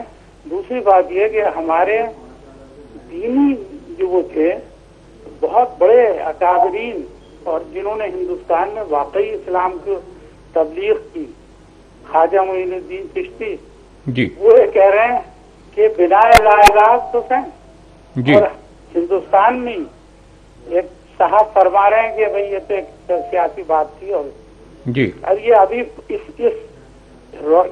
जमाने में जबकि इल्म इतना वाजे हो गया, मैं जरूर नहीं समझता कि उन साहब का नाम लेके उसको आप भी जानते हैं मौलाना जी साहब जी को जी सब जी जानते जी हैं। जी बहुत सारे प्रोग्राम हम इस हवाले से कर चुके हैं, बहुत सारे प्रोग्राम इस हवाले से कर चुके हैं। और जी जी मुझे मालूम। बात समझने की है, उस दौर में भी लोग थे जो यजीद को सपोर्ट कर रहे थे। इब्तिदा में कहा जी कि ये जानना जरूरी है कि यजीद क्या था, किस खानदान से था, जी कौन था, जी और हुसैन अलैहिस्सलाम का क्या मकाम था, जी और उसको पहचान, हुसैन शनासी कितनी जरूरी है आज की इस दुनिया में, जो बेचैन दुनिया है। हसन काज़मी साहब, बहुत अच्छी बात की आपने, बहुत अच्छी बात की है। यकीनन आपकी जो बात है इसका जवाब हम अल्लामा अदील साहब से लेंगे। और मैं बार ये बात कह चुका हूं कि इस पे डीएम ने बहुत सारे प्रोग्राम किए और हम क्रिटिसाइज करते रहे उन तमाम चीज़ों को। देखें, हक और बातिल की जंग है, तो जहां अगर आप बातिल को हक बनाने की कोशिश करेंगे, ज़बरदस्ती उसको भी बराबर लाने की कोशिश करेंगे, तो दुनिया में लोग हैं जो समझते भी हैं और जो डेफिनेटली इस चीज़ को क्रिटिसाइज भी करेंगे। डॉक्टर साहब, बड़ा अहम सवाल है हसन काज़मी साहब का, लंदन से उन्होंने किया है, क्या फरमाएंगे आप इस पे? सर, बहुत खूबसूरत बात की है। उस आयत की तरफ इन्होंने का इशारा है कि वफ़दई ना हो वज़िबहन अज़ीम, हम इस कुर्बानी के बदले में एक बहुत अजीम कुर्बानी, यानी जिसमें मुफस्सिरीन ने लिखा है कि उस कुर्बानी से मुराद खुद सैयद शुहदा की है कि 10 को वो कुर्बानी और 10 मुहर्रम को 10 ज़ुल्हज की और 10 मुहर्रम की। जी 10 ज़ुल्हज वो कुर्बानी थी और 10 मुहर्रम तारीख वही है, 10 तारीख वही है, और उसकी मुफस्सिरीन ने उसकी तरफ इशारा किया है। और शुअरा ने, जिस तरह अल्लामा इकबाल के शेर को भी उन्होंने, वो दोनों शेर उन्होंने कोट किए हैं कि अल्लाह अल्लाह बाय बिस्मिल्लाह पिदर मानिए ज़िब्ह अज़ीम आमद पिसर, यानी बाप की शान वो है कि वो बाय बिस्मिल्लाह की पूरी तफसीर बनते हैं, तमाम उलूम उनके दर से खुला करते हैं, और बेटे की क्या अज़मत व जलालत है कि जो ज़िब्ह अज़ीम की तफसीर बन के आए हैं। उसी में है कि उनके पोता क़यामत क़त इस्तिबदाद करद मौजे खून ऊ चमन ईजाद करद जे, ये सारे बहर हक दर खाक खून गलती द अस बस बना ला इला गर्दीदा अस, या जिस तरह उन्होंने दूसरे वो, ये सारी वही चीज़ें हैं कि जिस पे हमने मुफस्सल पहले भी जो गुफ्तगू की है कि यजीद एक सारी वो नुमाइंदा फ़र्द है तमाम बातिल ताकतों का।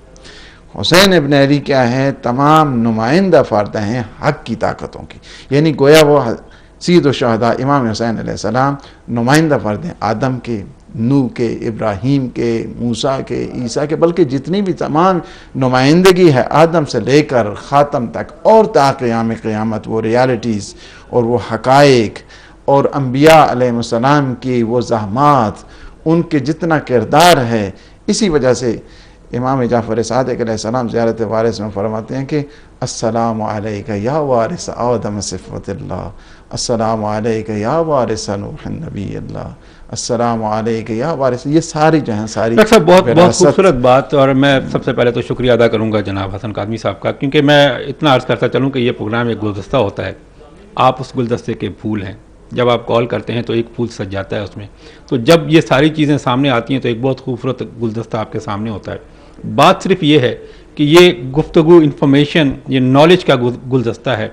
जितने लोग कॉल करेंगे, जो जो चीज़ उसमें ऐड करते जाएंगे, ये खूबसूरती बढ़ती जाएगी। डॉक्टर साहब, एक चीज़ जो मैं हमारे जो मोहतरम जो है मेहमान ने कॉल की, बात की, तमाम मकतबा फ़िक्र के लोग इस चीज़ पे मुत्तफ़िक हैं कि हक़ और बातिल, इसमें कोई शक नहीं है। मुनाफिकीन का जिक्र कुरान ने बार बार कहा है कि वो आप ही के लोगों में शामिल होंगे, वो इस्लाम और मुसलमान होने का दावा करेंगे, इस्लाम के लिए बहुत बड़े काम करने का दावा करेंगे, लेकिन वो मुनाफिकीन में से होंगे। वो बज़ाहिर तो आपको कहेंगे कि हम आपके साथ हैं, लेकिन अंदर से वो आपके साथ नहीं होंगे। तो ये हर दौर में ऐसे लोग रहे हैं। मैं उसके उस तरफ नहीं जाना चाहता कि वो कौन है, किस तरह है, समझने वाले इस चीज़ को समझते हैं। मेरा सवाल सिर्फ ये है कि यजीद, उसकी परवरिश में कहीं कोई कोताही हुई? वो जिस तरह की उसकी ट्रेनिंग हुई है, जिस तरह का उसका बर्ताव ज़िंदगी का, मैं सिर्फ ये चाहूँगा कि उसकी अपनी ज़िंदगी बचपन से लेके जब तक वो इक़्तिदार में आता है, کس طرح کا وہ انسان تھا؟ کیا وہ ایک اچھا مسلمان تھا؟ یہیں سے آپ جو ہے وہ اندازہ لگائیں. سید الشہداء امام حسین پیغمبر اسلام جنہیں مہر نبوت پہ جو ہیں وہ سوار کر کے لے کے جاتے ہیں، کبھی مسجد لے کے جاتے ہیں، کبھی بازار لے کے جاتے ہیں، کبھی عیدگاہ لے کے جاتے ہیں. لوگ صحابی یہ کہتے ہیں کہ حسین ابن علی سواری کتنی اچھی، اور پیغمبر فرماتے ہیں کہ یہ نہ کہا کرو کہ سواری کتنا اچھا ہے، جی یہ کہا کرو کہ سوار کتنے. مہر نبوت کا شاہ سوار جن کا نانا وہ عظمت ہے جی، جو امام الاولین اور آخرین ہیں. تمام جتنے رسول انبیاء ہیں ان کے سردار ہیں، وہ نانا رسول. ماں کیا ہے؟ فاطمہ زہرا سلام اللہ علیہ، کہ جنہیں خود پیغمبر اسلام فرماتے ہیں کہ فداہا ابوہا، آپ کا بابا آپ پہ قربان ہو جائے. جس پہ پوری کائنات قربان ہو رہی ہے وہ باپ بیٹی کے لیے کہہ رہے ہیں فداہا ابوہا، تیرا بابا تیرے اوپر قربان ہو جائے. جسے کہتے ہیں کہ ام ابیہا، اپنے باپ کی بھی ماں ہے. جو یعنی آپ اہمیت دیکھیں، باپ کی ماں ایک لحاظ سے یہ ہے کہ فقط ٹھیک ہے پیار محبت، لیکن اس سے اوپر ہے معنی ہے اس کا.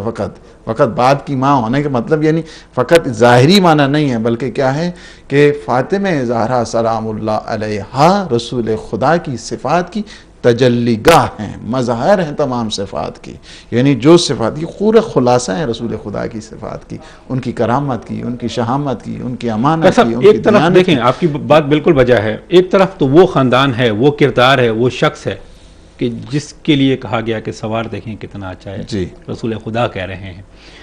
دوسری طرف اگر یزید کی شخصیت کو دیکھیں تو اس کا کردار کیا کوئی ایسا کنٹریبیوشن ہے کہ اس نے جوانی میں جب سے بچپن سے لے کے جب وہ اقتدار حاصل کرتا ہے، کوئی اسلام کے لیے اس کے کنٹریبیوشن، کوئی اسلام کے لیے اس کی خدمات، یا کہیں ایسی کوئی چیز تھی جس سے ثابت ہو کہ ہاں اس کا حکمران بننا بہت ضروری ہے؟ کہیں کوئی ایسی چیز نظر آئی ہے تاریخ میں آپ کو؟ اس کے لیے کسی صورت میں نہیں ہے. اس دوران لوگوں نے مخالفت کی ہے. یزید کو جب بنانے کے لیے پہلے میٹنگیں کی جاتی تھیں سارے، بلکہ اس دوران جو رؤساء تھے، عمراء تھے، صحابی اس دوران موجود تھے، انہوں نے مخالفت کی تھی یزید کی، کہ یزید جیسے چونکہ فسق و فجور میں وہ علناً فاسق اور فاجر شخص تھا، یعنی اس کی کردار انتہائی مذموم تھا. لوگ اس دوران جانتے تھے.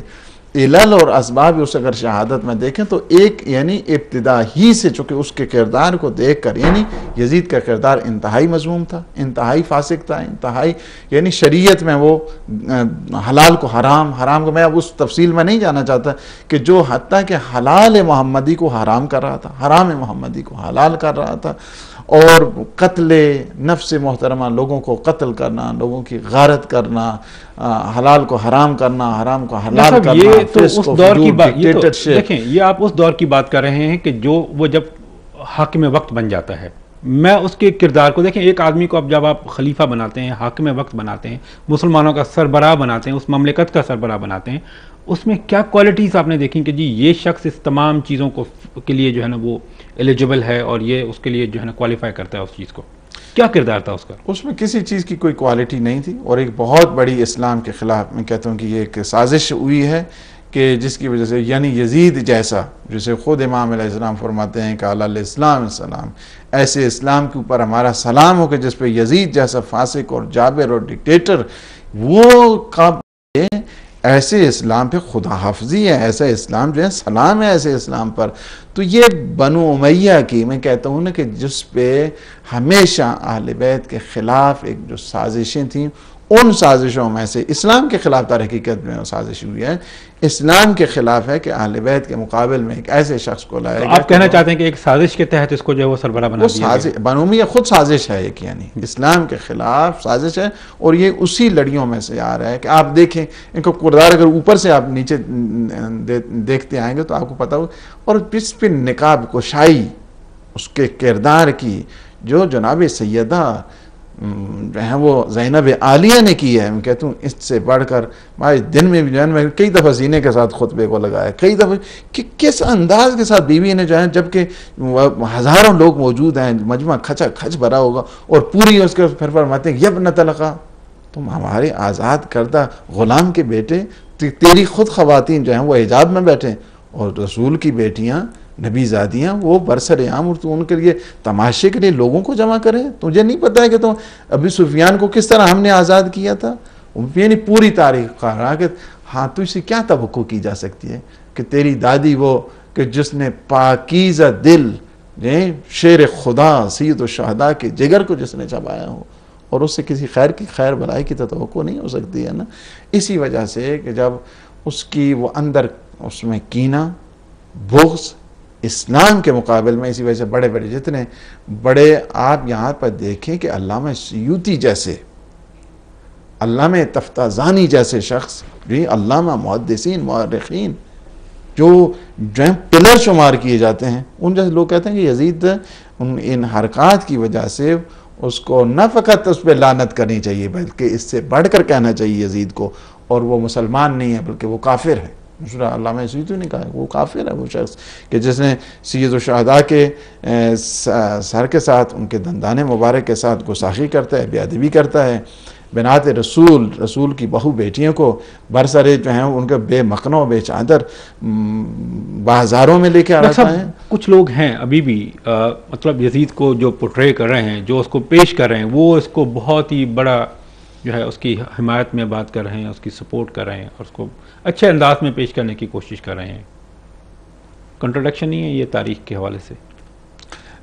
انہیں اصل میں یہ ضرور کہوں گا کہ وہ یا تو جان بوجھ کر رہے ہیں، اپنے مفادات کی خاطر ہیں، یا وہ اتنے بے خبر ہیں تاریخ سے، حقائق سے، کہ جو اتنے حقائق ہونے کے کلیت تو روز روشن کی طرح آیا ہیں یہ چیزیں. تاریخ اگر وہ پڑھیں، میں ابھی یہ کہتا ہوں کہ وہ کافر کہتے ہیں ہم نے. مثلا خود علامہ سیوطی، جلال الدین سیوطی ہو گئے، انہیں کہتے ہیں کہ یہ جو ہے نا وہ کافر ہے. اسی طرح جو ہے علامہ تفتازانی ہیں، وہ کہتے ہیں کہ وہ بھی جو ہیں وہ یہ اس کی اسلام ثابت نہیں ہوتا ہے، یعنی اس کے کفر ثابت ہوتا ہے کہ جس طرح اس نے یہ اتنا بڑا کفریہ جو ہے نا وہ انداز کے ساتھ اس نے یہ کام کیا ہے.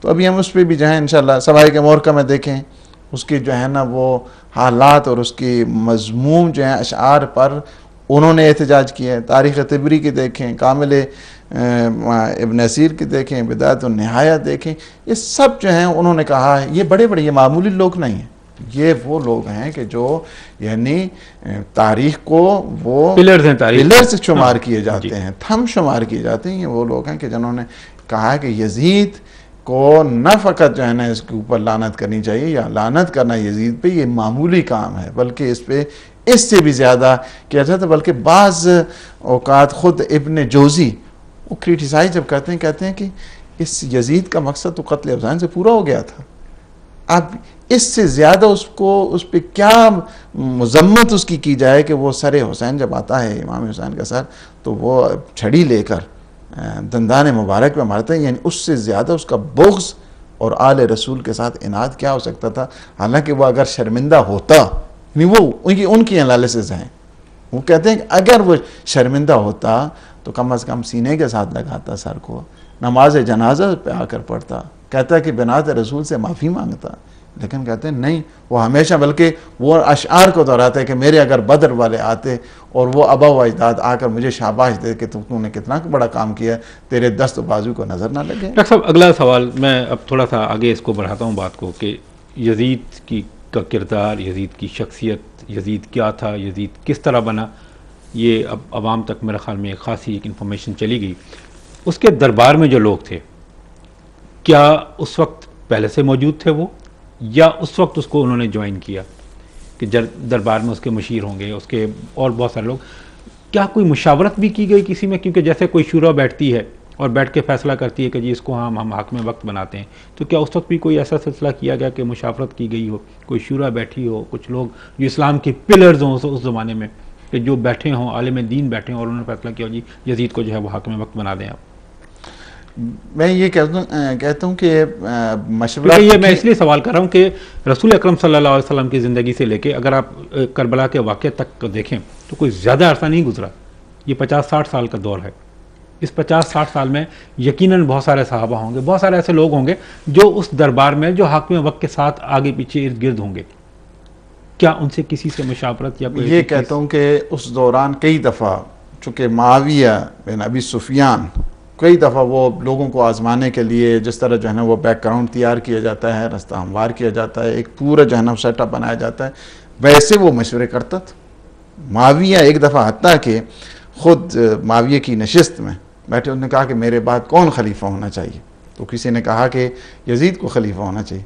انہوں نے کہا نہیں، تم جو ہے نا وہ جھوٹ بولتے ہو، اگر خلافت کا صحیح حقدار ہے، یہ معاویہ کے ہیں، اگر کوئی خلافت کا صحیح حقدار ہے تو وہ فرزند حسین علی اکبر ہے.